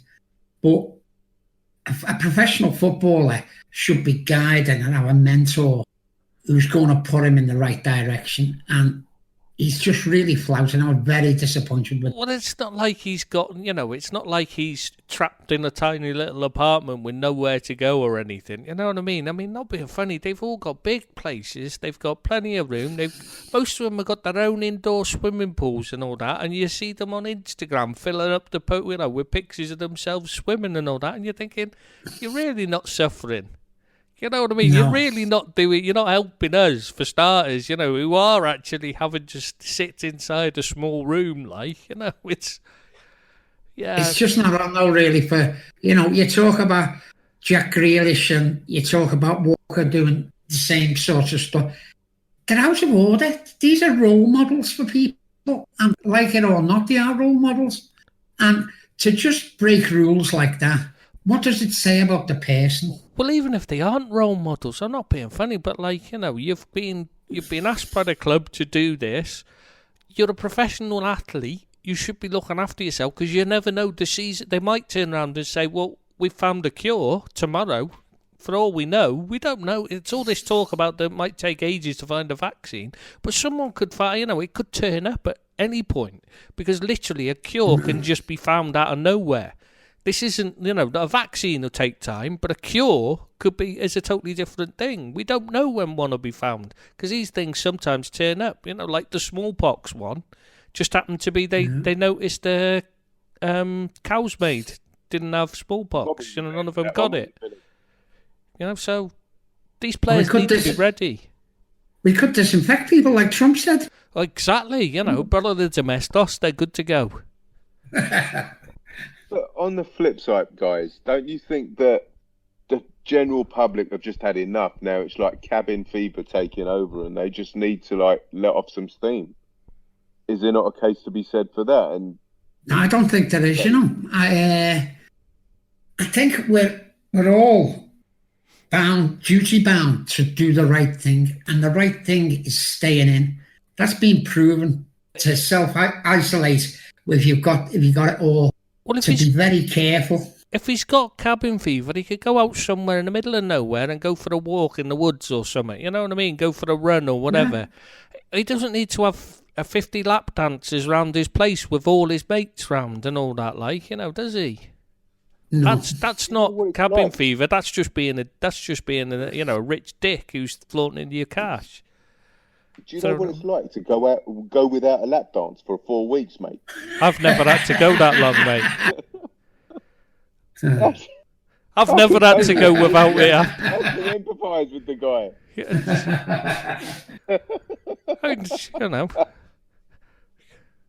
There's always ways. You don't need to go that long. But in all seriousness, he's a young kid. He's in a new culture, in a new country, and I don't think you can excuse being in a new culture in a new country. He's from Italy, and they're one of the worst hits, the worst hit country in Europe. If anything, his culture. No, well, USA's had more deaths. Not many worse. Yeah, but anyway, but I'm just saying, his culture. He should be looking at it, saying, "Geez, I need to, for the Italians." My people are suffering. I should be in solidarity with them and show them that it's just because I'm rich, I'll still, suffer with them and stay indoors like they have to and that. I think they get a lot more respect from us if they done that and behave themselves. But there's a load of people still flaunting the rules. They're on the beaches and they're going out and still. So I'm not saying it's right. I'm just playing devil's advocate. No, and I don't know what you're saying, but surely the point is we should be saying, well, they're dickheads. So why does he want to be like them anyway? I just think that's what they're. Well, he's already signed for Everton. His life couldn't get much worse. What's his problem? All right, so let's talk about Newcastle. Tristan, you're the expert on the Middle East. Fire away. Well, that's a short of expert. Yes. I've never even been to Saudi Arabia, just to point out, I have met Stavely a few times. She's a big Liverpool fan, Is she? Yeah. She wanted to buy Liverpool. That's her thing. That was what that's how she got into. Basically, she's a facilitator. She's not the money. She's just a facilitator. She arranges deals. That's it. She's not really, she's not the money at all. She's just the one who, the in between, go between. That's the word I was looking for. She's giving them a couple of % of owning Newcastle. Yeah, because she's setting up the deal. Because you're talking about Mike Ashley. This is one of the hardest deals you'll ever have to do because the guy's a complete arsehole and doesn't want to sell. He says he did, but he didn't, and that's why it's dragging on so long, and that's why I'm still not convinced it will go through. Because until it's signed and sealed and handed over, Ashley can still turn around at any point and say, "Do you know what? I like having my free advertising for all my companies. Why would I want to sell? You're not paying me enough to cover that." I'd be super surprised if it didn't go through. Super surprised. I would too. I wouldn't. versus Ashley. It's been close. It's been close many times, but he's always turned around and said, "You know Not what? this No." close. This is crazy close. This is like, I think they've got they didn't they put their papers into the football league about, and I think it takes 4 weeks now. The big question to get it resolved. is, will the Saudis pass the fit and proper person test? Well, it's It's a bit of a moral dilemma as well. Yeah, but it's the governor of Saudi Arabia, Al-Rumayyan, with the public investment fund, isn't it? Yes, but it's also Yasser linked to Al-Rumayyan. it's linked to like you know. I mean, it's a tough one because like there's not one rich person who's got their money by fair means in total. You know, they've got to have done. You just don't make the kind of money you make. These people have got the Reuben without. brothers have. They're like the Reuben brothers have. And I'm sure they'll have had to have destroyed successful. rivals at some point and done some underhand stuff to do That's so. like anybody. That's I the way. mean, Yeah, like- that's what I'm saying. Is so you know where does draw the line? And this is the problem I have when people get all like have a go at the Saudis and that, and you're thinking, well, not being funny. You're blaming them, but you're forgetting that the English was the ones that set up their rules and their laws and all that, like you know, and put them in power in the first place. So in effect, what's happening is British fault in the first place. So you know they. You know, there's a lot more to it. You know, you're saying they're backwards and all that. Yeah, well, thank you. You know, the people to look at is Britain because they could have set a totally different regime in place in the beginning. So what you're saying is they got to pass a fit and proper persons test. I'm sure they'll be fine. We don't know because we don't know requirements. we don't know how what kind of you know what they'll take as there. Will they take public opinion, which is very much against Saudi Arabia being involved? So or not? the aim of the fit and persons test is to keep undesirables out of football, and this is nurtured out of the Well, notion this that is the football problem. needs more. It isn't. That's not what But it's that's set up to half of do. it. Yeah, this is the They'll be problem good. is that They'll it's be not. good. So they'll probably be fine. But and you look at I mean, this is the thing. I think this is something we can't really discuss because we've got no idea what's happening, who's actually involved properly, because we can't see the paperwork. So we're talking from ignorance anyway. That's why I don't really want to get into this. I would say a better conversation to have would be about Olympiacos owner, who owns Nottingham Forest as well, who's That's just what I was got a gonna banned mention. Yeah. He banned for passed match it. fixing, and he's been banned for He match passed it. fixing. Just Exactly. He passed the test. So yeah, but that was a totally Yeah. different thing. But that's what I I'm don't saying. see Shouldn't any we be issue. talking about that? The match fixing's only just happened now. He's just been banned for match fixing. yeah, but I'm sure that I don't know, but I'm sure there's been some shady dealings in the past with him. Yeah, so, well, he'd been you at know? the heroin ships and all that, hadn't he? No idea. But what I'm Yeah, saying is, he was listen, in court over his ships had been involved in massive drug deals. They were the ones shipping in all the heroin into Greece or out of Greece or whatever. well, no idea And about that. but that's But what I'm saying. The fit and proper person test isn't about being a fit and proper person as in what you and me might talk about a fit and proper person. It's to make sure they have the money to keep the club going, if you see what I mean. Right. So it's Yeah, to but they stop the also Peter don't- Ridsdale effect, where Peter Ridsdale didn't actually have any money, and so when the club was in the stuck, he didn't put. They just go under because he couldn't prop them up. but they also can't have like criminal records, etc. Yeah, but that's just basic. You can't anyway. You can't buy a Yeah, business if you've got a criminal record. Full stop, can you? Exactly. So I think it's more about human rights with yeah, Newcastle, isn't it? that's what the issue is. Whether they'll actually take that into account, because we don't know whether they're going to look at it and say, well, we haven't applied it in the past, but will we now? That's what I'm saying. We're talking out of it because we're guessing at what they're going to look at. Because the thing most people are moaning about is them sports washing, as they call it. But will the FA look into that? I don't think they'll care, to be honest, as long as the money's there. Because that's all that matters, isn't it, in these days?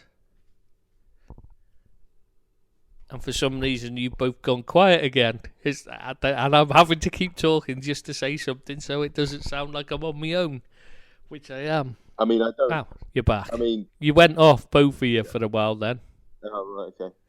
Yeah, I was just saying, mate, that they've got heaps of potential, and I mean they deserve to be challenging for the top four in the Premiership and the European Do they? competitions. Why? Yeah, I like them a lot. I like them a lot. Why? I mean, they're a I do, yeah. I like them. I They like never- the I like They've their never away won support, anything. guys. Is very loud and that. But I mean, when my mum and dad lived nearby, like they lived in Darlington, and you meet the Newcastle and Sunderland supporters, their idea of banter. I mean, all it was use a shite, no, use a shite, no, use a shite. There was no actual banter. You know what I mean? That was it. I find it a bit difficult. right, I they're quite having a liked good- Newcastle can't before begrudge that, and now I'm kind of like, yeah, not that Well, I'm bothered. grudging them because they got no banter. Yeah, because it's banter with the fans that makes me like it. You know what I mean? When you have banter with the fans, it's part of it's the joy of football is the banter with the other opposition. You know what I mean? That's why Yeah, I but I like. think the That's why I passionate, you know, like Chris. Everton. You know what I mean? That's why I like beating Everton is because then you can have the or playing Everton. I mean, you know what I mean? Sorry. But it's the banter you get with Billy beforehand and afterwards. Even if we lose, it's a bit of fun, isn't it? It's part of it. You can't I have. think it makes for a more competitive league when you get a lot of teams, a few teams, just not the top 3 or 4, who can. Because like this year, it's been exciting. You know, the top 6 have been apart from apart from us, the other 5 teams have been topsy turvy, beating each other, and you don't know who's going to be. Yeah, in the it'll be Champions great League. to have another team competing and all that. Like, but I'm just saying I don't see why Newcastle deserve it more than say Burnley or I don't know any You other ever met a team you Burnley could fan name. with banter? I just love the passion of the support, their loyalty. I do like their away support. They never stop singing, all the way through the game. They never shut up, like and that. Yeah, I they're brilliant. don't dispute with that. So these guys, literally one of the richest football clubs in the world now. I mean, top 3, 4 football clubs. Well, the owners will If be the the sale goes ahead. richest. Well, that doesn't mean necessarily that. I mean, Fosun are multi-billionaires who own Wolves, but they're not really spending a lot, are they? It's the owners aren't necessarily. The club is one thing. It's how much they spend, and until we see how much they spend, we won't know. Because they might. Yeah, but I'm sure the mission statement. It's about putting Saudi Arabia on the map rather than buying Newcastle. This is all part of a global thing about making Saudi Arabia more attractive to A bit like foreign, Abu Dhabi did with Man City, you mean? Exactly. Yeah, I mean, I they'll can see spend the that, money. but you can't do it in the same way Abu Dhabi did it. It's not possible anymore because FFP regulations would mean they wouldn't get into Europe. Yeah, but we had FFP regulations when they were bought. No, they when didn't. Abu Dhabi No, they bought didn't. City. No, it didn't. European FFP regulations didn't stop them spending billions. But we had it in place. No, it didn't. It came in afterwards in Europe. When was FFP instigated? It was Initiated. they were allowed to spend what they wanted when they first came in. That's why they did. It's only changed but when was- since. So It's so they're been gonna a have to gradual buy- improvement. That's why they're not spending to the same level they were. Why Pep keeps Agreed, moaning yeah. about not being able to buy the defenders he wants because he can't afford them. Even though he then goes and spends twice as much money on 35 other players instead. So Newcastle will have to buy. They'll have to show that they're lucrative. They've got lucrative. They'd have to deal. spend Like- less than they bring. You know what I mean? They'd have to keep within the limits, which is what is it? Mind then again for the first for a while, it might not be. No problem. FFP might be suspended because of the coronavirus and that for a while. But after that, the idea is that basically they have to bring in as much as they spend. And I'm not being funny, but what have they? The only thing they've really got left to maximise, because they haven't got a large worldwide fan base. They've got a massive fan base in Newcastle because it's a one-team city, but I mean, Right. how many people around the world that aren't from Newcastle follow Newcastle anymore? That's a point. That is You know, a good they've not point. got a large fan base to leverage for extra money. The only thing they've got is there is a large amount of sponsorship hoardings around the ground and that were at the moment are given away free to Ashley's companies that they could charge a large amount of money for, obviously. But that's Well, not to be that's fair, not going to put them in the bracket of the top three. You know, that's not going to they'll put get them an right. Arabic. They'll get an Arabic sponsor that'll pay them gazillions. Yeah, but they for won't be one. able to because they're just like that's the problem that Abu Dhabi are having now, isn't it? That they can't get away with paying the full amount. Remember, had they're falsely adding to it. Remember, this was the thing because they can't. You can't just sponsor. It has to be a company. It has to be seen as a reasonable amount of money. Well, what's to say that? Well, nobody's going to sponsor Newcastle for more than they're paying for Man United or Liverpool for starters. Because why would There you? you go then. So you've got to be there paid. you So go, they're you've already got- behind Man United and Liverpool already financially, and then they're stuck behind them because of these FFP rules, which in my opinion, a lot of what they're in place to do really is to hold the smaller clubs back rather than to keep them financially solvent because they don't work that way. I don't know. I think they can they'll get a very lucrative sponsorship deal, and Yeah, but it's still they're still not going to be in the same kind of category as the teams they want to compete with, and that's what I'm saying. They're stuck in this situation where until they get the fan base, they can't really compete. You know, and this is why it's ridiculous. They should be able to throw money at it if they want. It's their money. Well, what's it got to do with anyone else? Yeah. That's why I'm not a fan of the financial fair play to be. No, I think there's a degree that you need to, you know, there's a point where you do need some kind of financial fair play, but it shouldn't stop a rich owner being able to, if they're behind financially, being able to invest money to build up the brand, as so to speak, because that's what you do with any brand. If somebody buys a company, you don't then just run it into the, you know, just run it at the, you know, you invest first off to make a profit later. That's how you make money.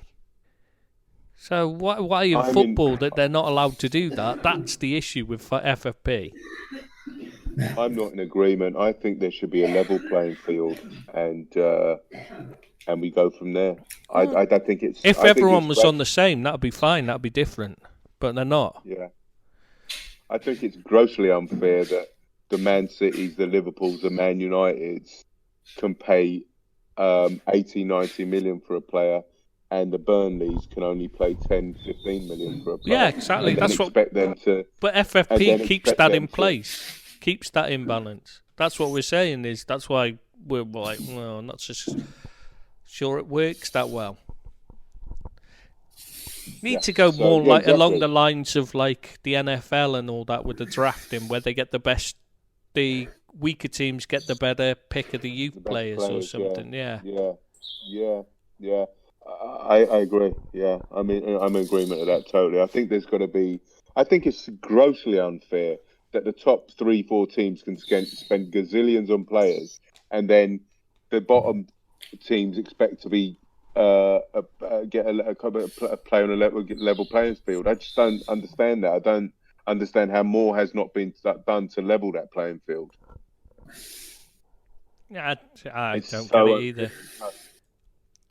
You know, I mean, how can Watford? Well, that's a bad example because they beat us 2-0. But how can, say, Burnley? How can the bottom teams? You know, the Brightons or whatever it is, expect to be beating the top 4 or 5 teams week in, week out? It's just that the imparity is so unjust.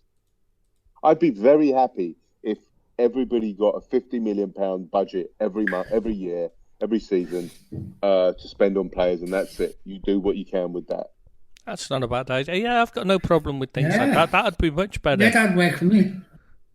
If there was some kind of cap and salary cap and all that but not a salary cap as in your players can only be played, one player, not a salary cap as in your players can't be paid more than X, but I mean the salary cap as in the club has X amount to spend on wages and that's it.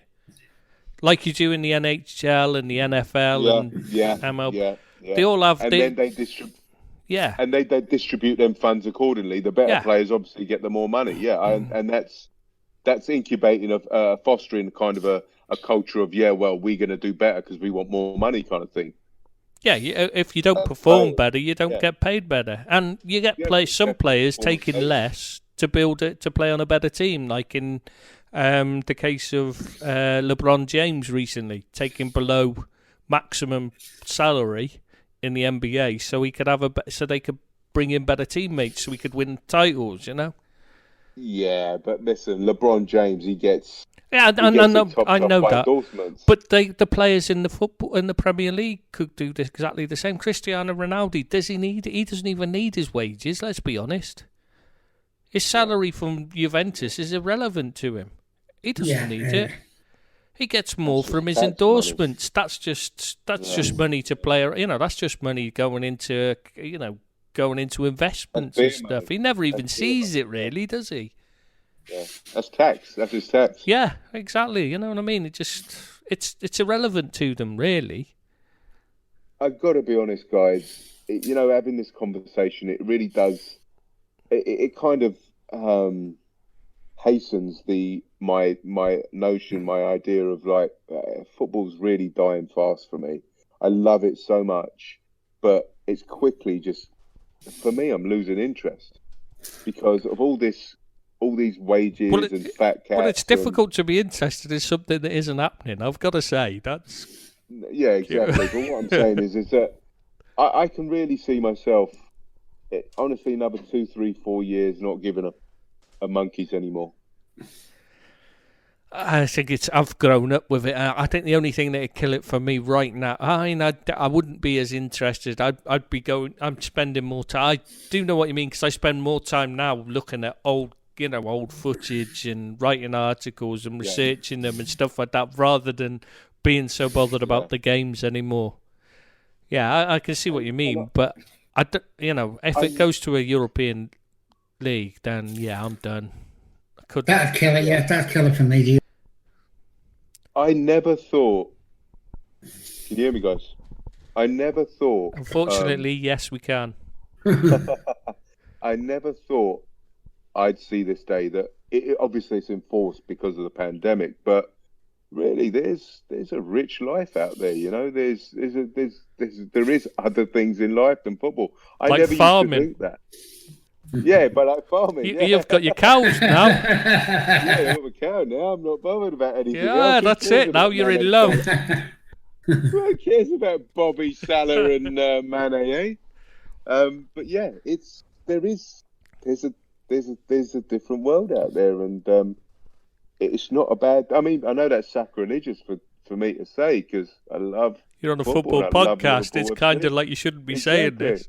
Exactly, but well, if anybody was listening, they've switched off in disgust at this point.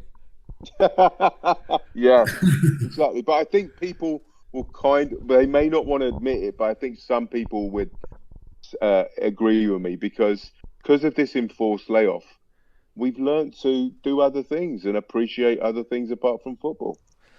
Getting a haircut. It's very important. I'm hoping they're using time to rejig things. You know what I mean? Take a look at what needs doing and making a fairer level playing field for all, not just the English teams as well, not just across the English clubs, but I mean across the world. So the Portuguese league isn't so far beyond. Making it so it's a European level play, if you see what I mean, where the budget is Europe-wide, limits. Yeah, but who's responsible for that? UEFA? Well, this is the problem in UEFA. You just can't expect them to do anything right. They'd see it, there's just no. And this is where the problem lies, and the clubs aren't going to do it because they're making too much money. The big clubs that have got the power are the ones that aren't going to give up their power, are they? Because they're winning everything. Lads, I just think this is a wonderful time for a re-collaboration, right? We can just reset everything. And if we're talking football, we can UEFA have got this power to just reset everything now and make things good for the better. But I'm sure it's not going to happen. Yeah, I can't see it either. No, it's not. You know In what? utopia, that isn't it? But it's not going to happen. I do live in a dream world, Billy. You're right. Yeah, we've seen that. The pictures you've been sending lately. But yeah, I mean, if just use this time, right? I mean, if you have to make the season null and void or whatever, but just make tomorrow a better day. You know, you've got all the resources in the world. You're getting what they do. I mean, the money that they, excuse me. Just before we carry on, just one important question here. Where is it you live? Is it Jurassic Park? Because I'm just looking at the picture of the cow you sent. It looks more like an aurochs than a cow. Is this something? Have you gone back and have you taken the DNA of a past animal and produced this aurochs? Because I'm telling you, that's not a cow. That's a Highland cow, mate. That's a baby Highland cow. Anyway, let's get back to the question I wanted to ask. What's going on with what's the opinions on the players' deferrals or lack of, and etc. We forgot to mention that. Oh, it's a mess, isn't it? Because some of them, Gordon Taylor refusing What's to. going on? I don't know. Well, first off, you've got Gordon Taylor refusing point blank to take any kind of pay cut to his £1 million salary, and that was enshrined. That was enshrined in the deal. When the PFA were talking. That was ratified in the last podcast. I know that. So from then, what's been going on? Basically, the players don't want to give up their wages to go to rich club owners, is what they're saying is the problem. But that would go into tax, right? Well, that would be tax money. Well, I mean, not being funny, but why would it go anywhere? Because the clubs aren't making any money. So why would it go to club owners if the clubs aren't making much money at the moment? Because they're not playing football. They're not being, they're not getting gate income. They're not getting sponsorship revenue because what are sponsors paying for? They pay for. But they're only deferrals anyway. They're not. Yeah. They're not pay cuts, are they? They're only exactly. So they come back. Yeah. This is what I don't understand. I don't understand what the players are saying. They're claiming it's going to the pockets of rich owners, but it's not actually going anywhere because clubs are desperate for money. No. So, okay, so why don't they pay their taxes? Right, they pay their taxes as normal, and then they just band together and put a load of money in a pot and give it to the government for the NHS. Well, that's what that football, that thing together, whatever that charity thing they've set up is meant to be doing. Why didn't they do more of that? Well, because some of them are greedy bastards. Is that what it boils down to? It does, yeah. Because you look at players like Toby Alderweireld making a big song and dance and giving a few hundred tablets to the NHS so people can keep in touch. Great idea, except, he's a multi-millionaire. It's peanuts to him. It's a bit like me saying, I found 50 pence down the back of the sofa. Here, have this to your charity, because that's the equivalent it is. Because it's money he doesn't even know he has, really. It's peanuts. It's put Social in. Yeah. Yes, Billy. Yeah. 350 grand a week. He doesn't want to get. There must be more to that. You'd hope so, but he's a target. He's a target because the media don't like him, so he's always going to be the one that gets it. Yeah. For all we know, it's got to be. A lot of the Germans are giving huge amounts of money to charity. I wouldn't be surprised if he's paying huge amounts to giving it to charities back home, but he's just not saying about it. Or the thing is, his friendship with Erdogan's a bit weird, isn't it? So, he's an easy target. No, I just mean he's an easy target, so you don't know. Yeah, and also he's an easy because people. He looks sulky. His facial features, people target him because of that. But he looks funny in that, and he's German. I'm with you, mate. That I really think that. Listen, he's a humanist. He's very charitable. He's like Salah, right? And there's absolutely no way I can that he's not being charitable in one way, shape, or another, and lots of it as well. I just don't get it. I mean, I hope he is anyway, like Billy said, because I'm not completely out of gonna. order if he's not. Yeah, I'm not going to give him abuse for not paying it when we don't know what he's giving. The problem is we know that a lot of them are making a song and dance about giving peanuts. I mean, Celtic are the ones that are, they're making a song and dance and giving 150,000 away, to the charity, whichever charity it was. But at the same time, they're taking the furlough. They put their staff on furlough. So what you're actually doing is you're taking hundreds of thousands, but you've given a lot less than you've actually taken. So how is that helpful? I'm sorry, those kind of things annoy me, and I'm sorry to single out Celtic, and I'm going to get a load of abuse from the Celtic fans for that because they think I'm singing.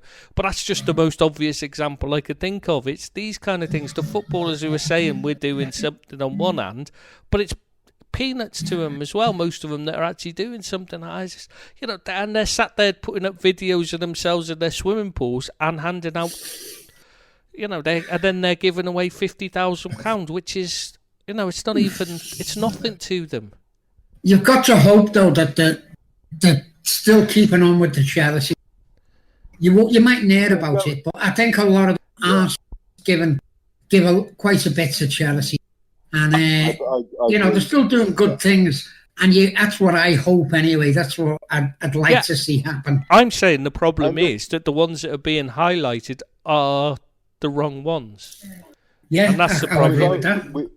With Ozil as well, he's a practicing Muslim, and part of his religion is to give, I think, 2% away to charity out of his salary. But don't you have to do more than that at Ramadan? I'm sure, because I've seen here the huge amounts of money they collect for charity every year. You know what I mean, at Ramadan, and it's Ramadan at the moment. So they have to give. Don't they have to give away more than that in Ramadan? Yeah, and there you go, and it's Ramadan now. So, yeah, exactly. So he'll have to be giving away a huge amount to charity right now.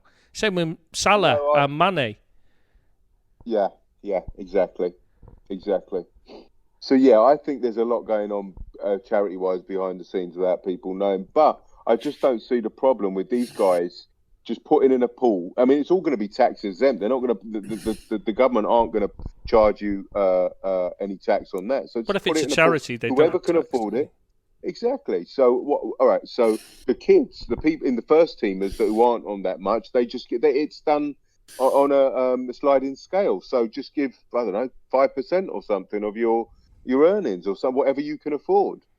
They can, even people like, I don't know, Nico Williams can afford $5,000, I suppose.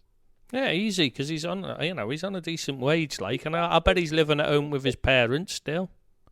Or whatever he is. But what I'm saying is, it depends on how much you're earning. If you're earning $200,000 a week, then you give more. Yeah. And if you've made a number of big moves throughout your career, then you'll obviously have millions sat in the bank, invested away. So you can afford to give it. You could probably afford to give 100% of your wages every month, that it wouldn't bother you, because you're not actually living off that anyway. I honestly think giving away £1 million is the right things to do when you're at that level. I know that sounds a lot of money. Well, Lewandowski managed it. Yeah, exactly. I think £1 million is the right thing to do, and I don't think you should be given £1 million if you're a kid and you just started in the first team. No, nobody's expecting them to, though, are they? Jones shouldn't be giving £1 million away, But if you're the big 200, 150, £200,000 a week earners, that's 5 weeks' wages. Come on, you're telling me you're not going to get that back over the course of your career? Come on. This is desperate times. Those doctors and nurses working in the NHS or whatever country they're working in, they're on the front line. I mean, they've got one mask between near death, between them and near death, and you can't, just come on. Everybody should be doing their bit. Yeah, we got to trying to avoid getting into the politics of that, because there should have been plenty of PPE. But yeah, because they're shipping it out to Turkey, aren't they? No, buying it in from Turkey, but the PPE made in the UK is being shipped out to other countries because the British government wouldn't buy it from them. Yeah. So there's a lot more to it. Yeah. Yeah, but that doesn't mean football as a general thing couldn't do a lot more, and a lot. It just feels like the ones that are being publicised. Like I said, I keep going back to this Wayward thing, but it's just like it's a huge deal for him to give a few thousand tablets away, and it's like it's not, lad. if you think it is, then you've got a problem. It's a great idea to give these tablets away, but that should be the start of it, not the end. Not all of it. Yeah, they could do a lot more though. Perception is that football fans. That's what I'm trying to say. Fans, yeah, you're right. Is that they're not doing enough. But you've also got to appreciate people like Ozil. I don't know, but they could be doing stuff every week in Germany or Africa or something like that. Oh, they could be doing stuff all the time that people don't know about. Yeah, because the media will never report it because they don't like him. It's not in the narrative. It doesn't support their narrative.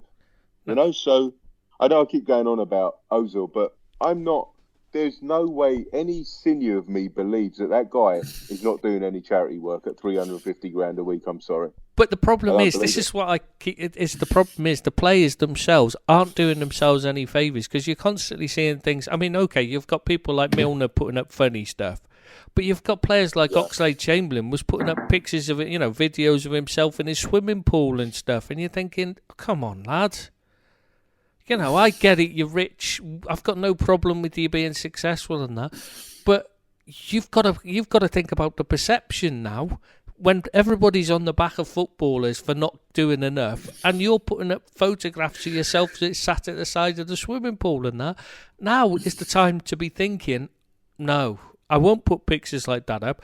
I'll put pictures of myself. I'm going to go and help out, even if I only do 2 hours at a food bank. And I'm going to put pictures of that up to show that that I'm not just a rich dick, that I have got, that I do understand that some people aren't as lucky as I am. And I'm going to, show that because other people will then volunteer because they've seen their favourite footballer do it. You know what I mean? It's not just about, showing that they're doing it. It makes other people, inspires others to go out and do stuff. Yeah, it really does. The kids look up to these players, and if they go out, if they're putting up pictures of themselves faffing about in a swimming pool and that, kids just think, well, don't have to be asked. I mean, why should I? He's not. It's the same that we were talking the football perception before, like Jack Grealish and Walker. They come across as not being in the real world. And that's a problem. That is a real problem. They've got to be seen to be decent human beings. Yeah, they just need to. It is about perception right now. Football's got a real image problem, and they need to work on improving that, especially with this problem with the not giving up the wages. But they couldn't have picked a better time to. This is an absolute godsend for football in general, to say, listen, we can do something here that's going to put us right up there in public perception. And we're doing the right thing, and footballers aren't these multi-millionaires who don't give a toss about anyone. They're caring. And I think they missed a great opportunity to do exactly that. You're right. God, you've been right. That's twice now, Billy. What's going on here? Oh, yeah. I need a drugs test. Good job I'm sat down. It's that haircut, Billy, I tell you. That's what it is, yeah? That's what it is, mate. You should get another one for next week. I am gagging for a haircut. I really am, mate. Don't send your missus round. I was going to say, I know someone who'll do that for you. I do know someone who'll sort that one out for you, mate. Don't worry. We have, there's interesting times ahead. I mean, in many, many ways. I just think that hopefully in the short term, something can be done and things will change because of this pandemic and for the good as well. I'm not sure it will. I just think that, and listen, everybody's just looking after themselves. Nobody wants to miss out on the big paydays, their salary, etc. Very few footballers think humanitarianly and in a charitable way. So you really can't blame them. I mean, at the end of the day, it is astronomical sums of money that we're talking about every 7 days that they get paid. So you can kind of somewhat understand that them not wanting to get. Well, I think let it's go. more they're sheltered as well. They don't live in the real world. They don't see what's going on. So a lot of them. That's why the ones that have done and have come up the hard way, rather than through academies where everything's handed to them on a plate, I think those are the ones that tend to be the better, that tend to do more. If you see what I mean. Does that make sense? Yeah. That's why clubs like Everton, who are community clubs, they kind of instill those values into you. But they try to. They try to, but at least they do. I mean, sometimes people go off the rails, like obviously Keane in the last day or two. But I can think of quite a few of their youth players that have gone off the rails. Unfortunately, this is. I can, yeah. It's been quite a problem with Everton, hasn't it? It's strange. As a club, he's totally right. Everton are an outstanding community club. So why is so many of the youth players gone the rock completely out about? You know what I mean? Gone off the rails completely. It's bizarre. I don't think that's the club's fault. I really don't think that's the. I think that's the general populace. Or something about the pool of players they've got available to them because they're getting in Everton fans. And obviously that's the lower levels of humanity you're reaching into there, isn't it, Bill? Yeah, it is. Absolutely. Yeah. Obviously the better calibre of people are supporting Liverpool, so they're kind of in the dregs there, Rooney is an example. Exactly, you know what I mean? Joey Barton. Yeah, marvellous man. Yeah, just the kind of people you look at and you go, oh, I'm proud they're Evertonians as well. Michael Owen. Makes me proud to not be an Evertonian anyway. Yeah, but you get... Yeah, you get dickheads on every team. I know, I was just saying, it's quite odd because Everton are so good. They're such a good club in the... they work so hard at their community work. And yet it's been a constant theme of their youth players just being divs. It's weird. But I think besides the Moise Keane thing and Naya disgrace. Oh yeah, Naya. Besides that, things have improved over the last, I'd say, 7 or 8 years, where not many have gone off the rails, and it's because of Everton in the community. They make the young players, the young academy players, they make them go out into the community and go to hospices and wheel people around in wheelchairs, make dinners for the elderly, do this rough sleep and all that, And I think that they're doing a lot better than what they were doing when you're talking about the John Joe Kenny and all them people who got into trouble. And I think they've really improved over the last 5 or 6 years. Yeah. Well, apart from on the pitch. Yeah. Apart from on the pitch, yeah. Get the scumbags back, move up the league. You can only do so much with what you got, though, Bill. You can wheel as many old people as you want on the bringing wheelchairs, mate. Doesn't make you play football well.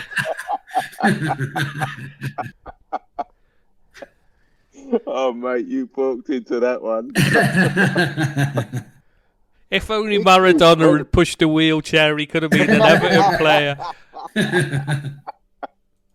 That was his problem. He would have made it at Everton, but he wouldn't go to the hospice.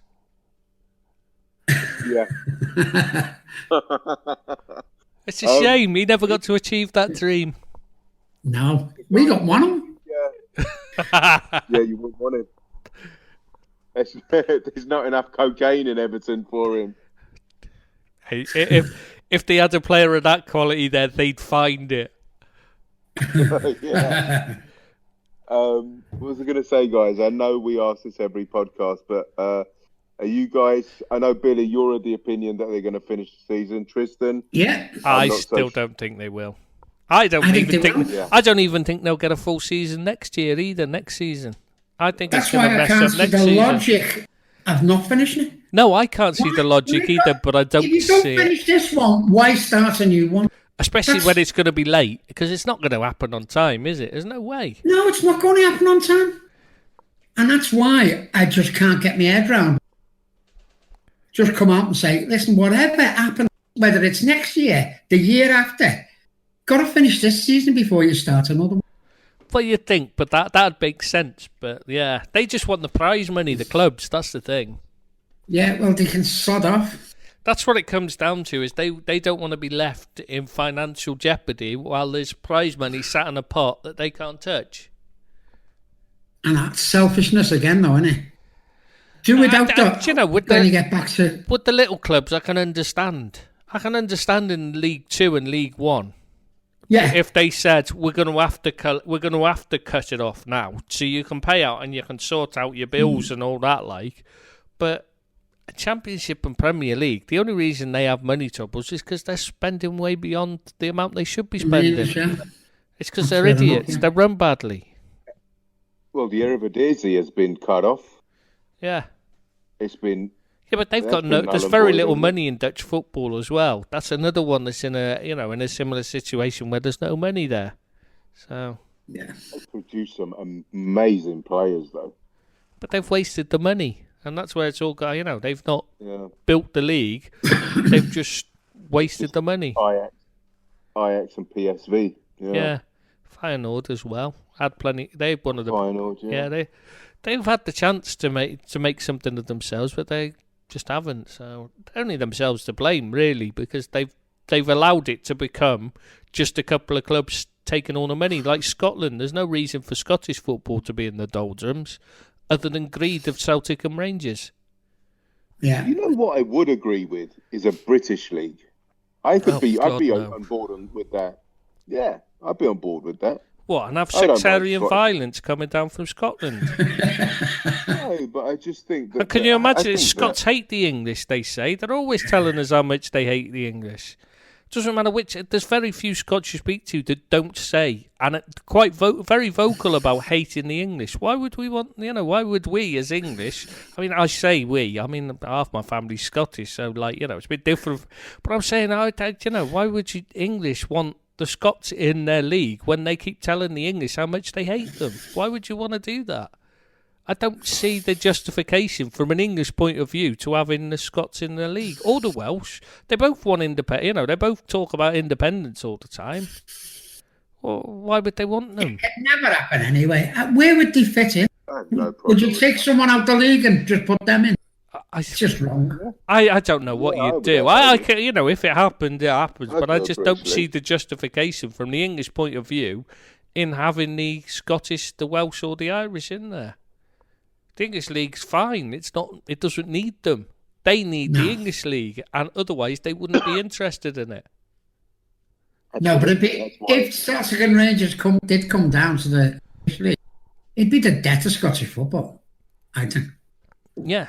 But or it might grow because might grow. I think it'd be an amateur league. It'd be an amateur. But at least it'd be competitive. But it'd be competitive. Yeah, but they could have a Scottish Premier League and have a relegation and promotion into the British League. Well, starting where would they start? And how would they? Who would come out? And what happens if the team at the bottom? No, but what happens if the team at the bottom of the British League isn't Scottish? Well, I didn't. You haven't thought this through at all, yeah. It'd be like you'd have to do a north-south split or something like they do, which is bizarre because sometimes you have teams like I remember I think it was Forest Green Rovers, which is in Gloucestershire, so it's pretty south. You know what I mean? They were playing in the Premier League North or whatever it was. The Vauxhall North and all that. Whatever it is underneath at one point. It's like, hang on. How can they be playing in Northern League? They're playing against teams like, Hartlepool and stuff at one point. Or we could just have a pandemic and finish football for good. Yeah, that's a good idea, That is a worrying thought, though. It could do. Before Liverpool get that site. You'd do anything to stop us, wouldn't you? Gotta do something. Seriously, though, I mean, there's a school of thought. What are we in now? April, right? So May, June, July, August. I don't think we're going to have September. The new season starts. Correct? What day is it? August or September? August, isn't it? Yeah, late August. So you're telling me in 4 months we're going to finish this season, have a transfer window, have a rest, and start a new season in 4 months? Never. You're forgetting the pre-season that you've got to have when. And a pre-season. Billy, you're right. Never going to happen. No, it's not going to happen. But we're not starting next year until then. I've made my mind up on that. Well, if you're saying no, then obviously it won't happen then. Because obviously they're only waiting on your approval to start next season. Well, you've only got it. That's it now. They won't be able to then. Billy, the special government advisor to the Premier League. Well, I am to America. Yeah. I always tell Jezza what they should be doing. Where do you think Trump gets his ideas from? You want to know where he come up with this injecting domestos idea? It was Billy. It was Mr. Muscle over there, yeah. So is this feasible? That they've been off 4 weeks now, 6 weeks? I don't know. I've lost track. But does anyone think Trump had just bought a load of disinfectant companies up, a load of stock in disinfectant companies, and thought, "Hang on, here's a way I can make some money off this." No, what an idiot he is. But just thinking about it, I'm just logically, practically thinking about it. It's not going to happen in 4 months. All that is not going to happen in 4 months. So this season and next season's definitely going to be affected. Yeah. I didn't realise it was so close together. Yeah, very much so. Well, they've dropped the Euros, so there's a month free. So conceivably, can they do this? They've had, how long they had now? 4 weeks, 5 weeks as a rest? 6 weeks. This is 6. 6 weeks, right? Yeah. So practically that's nearly half the summer anyway, right? That they have a 10. How many week rest do they have? Well, what 3 they months? could do is just have a winter break instead. Go straight into next season. Have a pre-season when things get, when it restarts. Go straight into a pre-season, finish off the season, go straight into next season, and then have a proper winter break of like 2-3 weeks where they actually shut down properly, and then finish off the season. The Euros, but then you get the Euros as well, don't you, next season? No, they can't. They've moved them on, haven't they? Yeah, sorry, 2021. Yeah, I see what you mean. I thought you meant like in the summer. Yeah, it's a mess. I don't. They're going to have to cancel the Euros. I think they're just going to have to scrap it. Yeah. Just cancel next season for me. Finish this season off, then give everyone a break. Let them reconfigure and start again the season after next. So Billy, that's great. But then what about wages? Do we pay people for a year? Where are you getting the income from? You just play friendlies and stuff. They'd be free to play friendlies and just jaunt around the world until the summer. Till the following season, till the next season can start. Yeah, but how are you going to pay Harry Kane, Mo Salah that $200,000 a week? Friendlies play more than Premier League matches. Remember. But who's going to watch friendlies every week? Who cares? Well, people do, because that's why they jet around the world in this summer. Because people do, they make huge sums of money. Yeah, but I wouldn't watch Liverpool v I don't know. But plenty of people will. Whatever Thai team. Yeah, but people will. In Thailand, they'll fill the stadium in Thailand if Liverpool go there, no matter who they're playing. They could be playing. They could be playing a team of geriatrics, and they'd still, they could. The Legends games sell out over there. We already play Everton twice a year.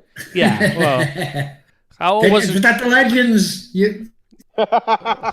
If only, Bill. Oh, Legends don't lose that easily. This is crazy times. I mean, they're going to have to come up with something really, really fantastic to keep interest. I mean, what they're going to do? This is a nightmare. Really is. It's a logistical nightmare. They've got the Euros to think about, like you guys say. They've got 4 months to get 2 seasons. The thing is, they've got to just, at some point, they've got to say, right, we've got to decide what we're doing. And if this isn't looking like it's gonna, I mean, there is no look. It doesn't look like they could get next season and this season in. So they've got to decide: do we scrap next season, or do we, and finish up? Make sure we can finish off this season, or do we scrap this season and see if we can scrape in next season? Which. Well, it doesn't make sense. Billy's right, but that's how they're thinking is we'll scrap this, we'll finish off this season, scrap it, and then move on to the next season and see if we can do it again. But they might, can they put people in stadia without a vaccine? Yes or no? No. Wow. They can with social distancing. They could have them sitting 5 seats apart or whatever. Because that's what they're talking about doing here in the cinemas. It'll be like Goodison all over again. Yeah. It'll just Man City will have no problem. Man City will be exactly the same. Nobody will bloody notice, will they? You'll look at the empty ads and you'll just go, "Is that the new rate? Is that the new rules? Or was it always like this? Oh, it was always like that." But seriously, they're talking here. They actually sent me a form about whether I'd be interested in going to cinema if you can't sit next to each other. You have to have a gap. Or what spacing? 3 seats anyway. So... What spacing would you feel comfortable going back to the cinema with and stuff? You said I need 3 seats to myself, so I need. You haven't seen. You're joking. You haven't seen the size of the seats here. You forget they've got a massive problem of obesity. I get lost in them. Oh, true. Yeah. They're huge. The seats. They're like bloody, they're like massive armchairs. You just vanish into like. And half the problem is trying to stay awake because you're that relaxed and comfortable. You're like, oh, the film started, You got your blanket on and your pillow behind you and that. And everybody's gone again. Well, that was good. Yep, just me again. It's always the way. They've obviously fallen asleep. They've obviously gone to cinema and got their blanket and pillow out themselves. Got in their nice throne. Out of that, all their missuses have shouted them. They're like, "No, love, I'll get it." I mean, Are you back? I can understand if they said tomorrow, right, football's starting and you can go to the games. I'm sure they'll be packed out stadia. I'm very sure of it. Yeah, but you can play behind closed doors. Get this season. I know you're going to have trouble with people still going to the game. Yeah. Because they will. But they won't get in the ground. But they're playing it behind closed doors. Finish this season, get it sorted, and worry about next season when it happens. Yeah, but Billy, isn't there going to be loads of logistical and ethical and moral and medical logistics compared if you play it behind closed doors? Well, you're still going to get the television. Yeah, but the main payments of the players. But you have to test everyone. There's going to be lawsuits and litigation if somebody gets if somebody catches it. Of it. Yeah, I can see that. That's why I don't think it'll be happening because the players won't play. PFA, this is one of the things the PFA have already said is that, what's going to happen insurance-wise. Yeah, guys, there's so many moving parts here. There's so many. Yeah, and the clubs are afraid of clubs aren't sure about playing because they're afraid of being sued if something does happen, and they will be. Cause exactly. Why wouldn't they be? Because therefore, it's going to be a mess anyway. And not being. The thing is, you need more Yerry Mina because he practices social distance on the pitch. Yeah. But fair play. Did anybody see that Dortmund versus PSG game? It was horrible without fans. Oh, yeah. I don't like games behind closed doors. Any of them. It's always... No, it's awful. I know it's awful. I couldn't have that. Even if it meant Liverpool not winning the league, I'm not having that. I don't think it's ever a good idea. Even when it's a punishment for a team because the fans are misbehaved. I think that if that's the case, they should just forfeit games or something because... behind closed doors, it not just doesn't benefit them, it doesn't benefit anybody. The team they're playing against even the suffers players as well. Yeah, that's what I'm saying. The players, you don't want to be playing at an empty stadium. And the team they're facing suffers as well. So why, it just it is pointless. It is pointless. Punishment for both teams. Yeah. So behind closed doors isn't a good. It's just not. It doesn't feel right. No, I would it say doesn't. I'd rather Liverpool not win the league than play behind closed doors. It just goes against everything that's football, in my opinion. Well, part of the game is part of what makes the English game so popular is the atmosphere, and it's the same. That's why people want to go to games like River Plate, Boca, and Barcelona, Real Madrid. They don't want to go to the other games. They're not the games they save up for months to go and watch because the atmosphere is what makes the game special. It's not just about watching 11 men kicking a ball, or we just go and watch it in the park. You know what I mean? Have you ever been to a Boca and? I've never been to there. I've never been to South America, so I'd find that a bit of a problem.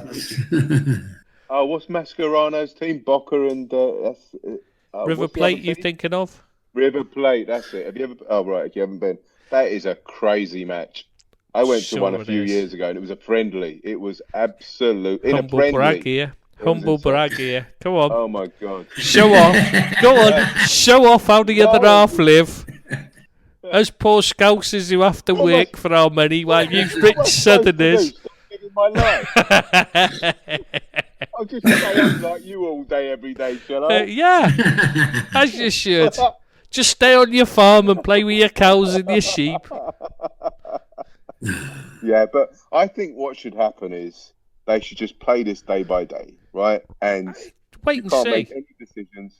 Yeah, wait and see, and then just start up when you can. I mean, you can't make decisions now because 2 weeks down the line it'll be you'll have to change your decision. Yeah, it could come back again, couldn't it? Once the social distancing. Absolutely. It could come another wave of it, and it could go until Christmas. Yeah, and Shaqiri will still be injured. Yeah, people are talking about the herd immunity, but nobody knows if that's even a thing with this. We don't know yet whether it comes back, whether you can catch it twice, whether you can become immune or not. Because I read a report in the paper that was saying Singapore were reporting that, I think it was Singapore, it was somewhere like that. I didn't read it properly, but I just saw about, they were saying that they were reporting that people that had had and recovered have got ill again with it.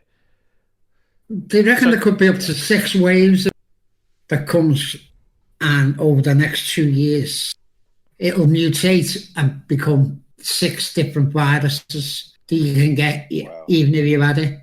That's what I read anyway. It's guesswork, but the only way they can do is wait and see whether they're right or not. Yeah. By the time we start watching football again, Trent will need a testimonial. I tell you, it's going to be a while. We might have finished this podcast by then. Right, so we done, boys. Joe, looks like it. The boss has spoken. As your missus told you, you've got to get off the computer because she wants to use it. Special advisor to the Premier League. His Billy's missus. Oh God. He's off for a phone call to Pretty Patel now. Yeah. Tell her about this. The shoplifting's gone down. Yeah. Yeah. Never mind that all the shops are being shut. I wonder why it's gone down. I know. I mean, it's amazing. Obviously, the police are doing a great job. Police are doing a great job, mate. That's what it is. Football violence has gone down. I know. It's amazing what this government is working miracles, I tell you. Football attendance has gone down as well. Yeah, but you can't have everything, mate. You can't have everything. People have been thrown out of pubs. That's gone down a bit, Rick. Yeah, drunken violence has gone down in the streets. You don't get problems of drunken violence in the streets so much anymore. Obviously, domestic violence has gone up, but they're no longer out in pubs fighting. They're just fighting with their missus at home. So, it swings and roundabouts. Fair enough.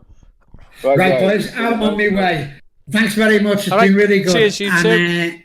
And I'll see you the next one, boys. Yeah, see you next Thursday, Friday, whatever day. What day is it? No idea, mate. Don't care anymore. Bye-bye. Yeah, thanks, boys. Good night now. Bye.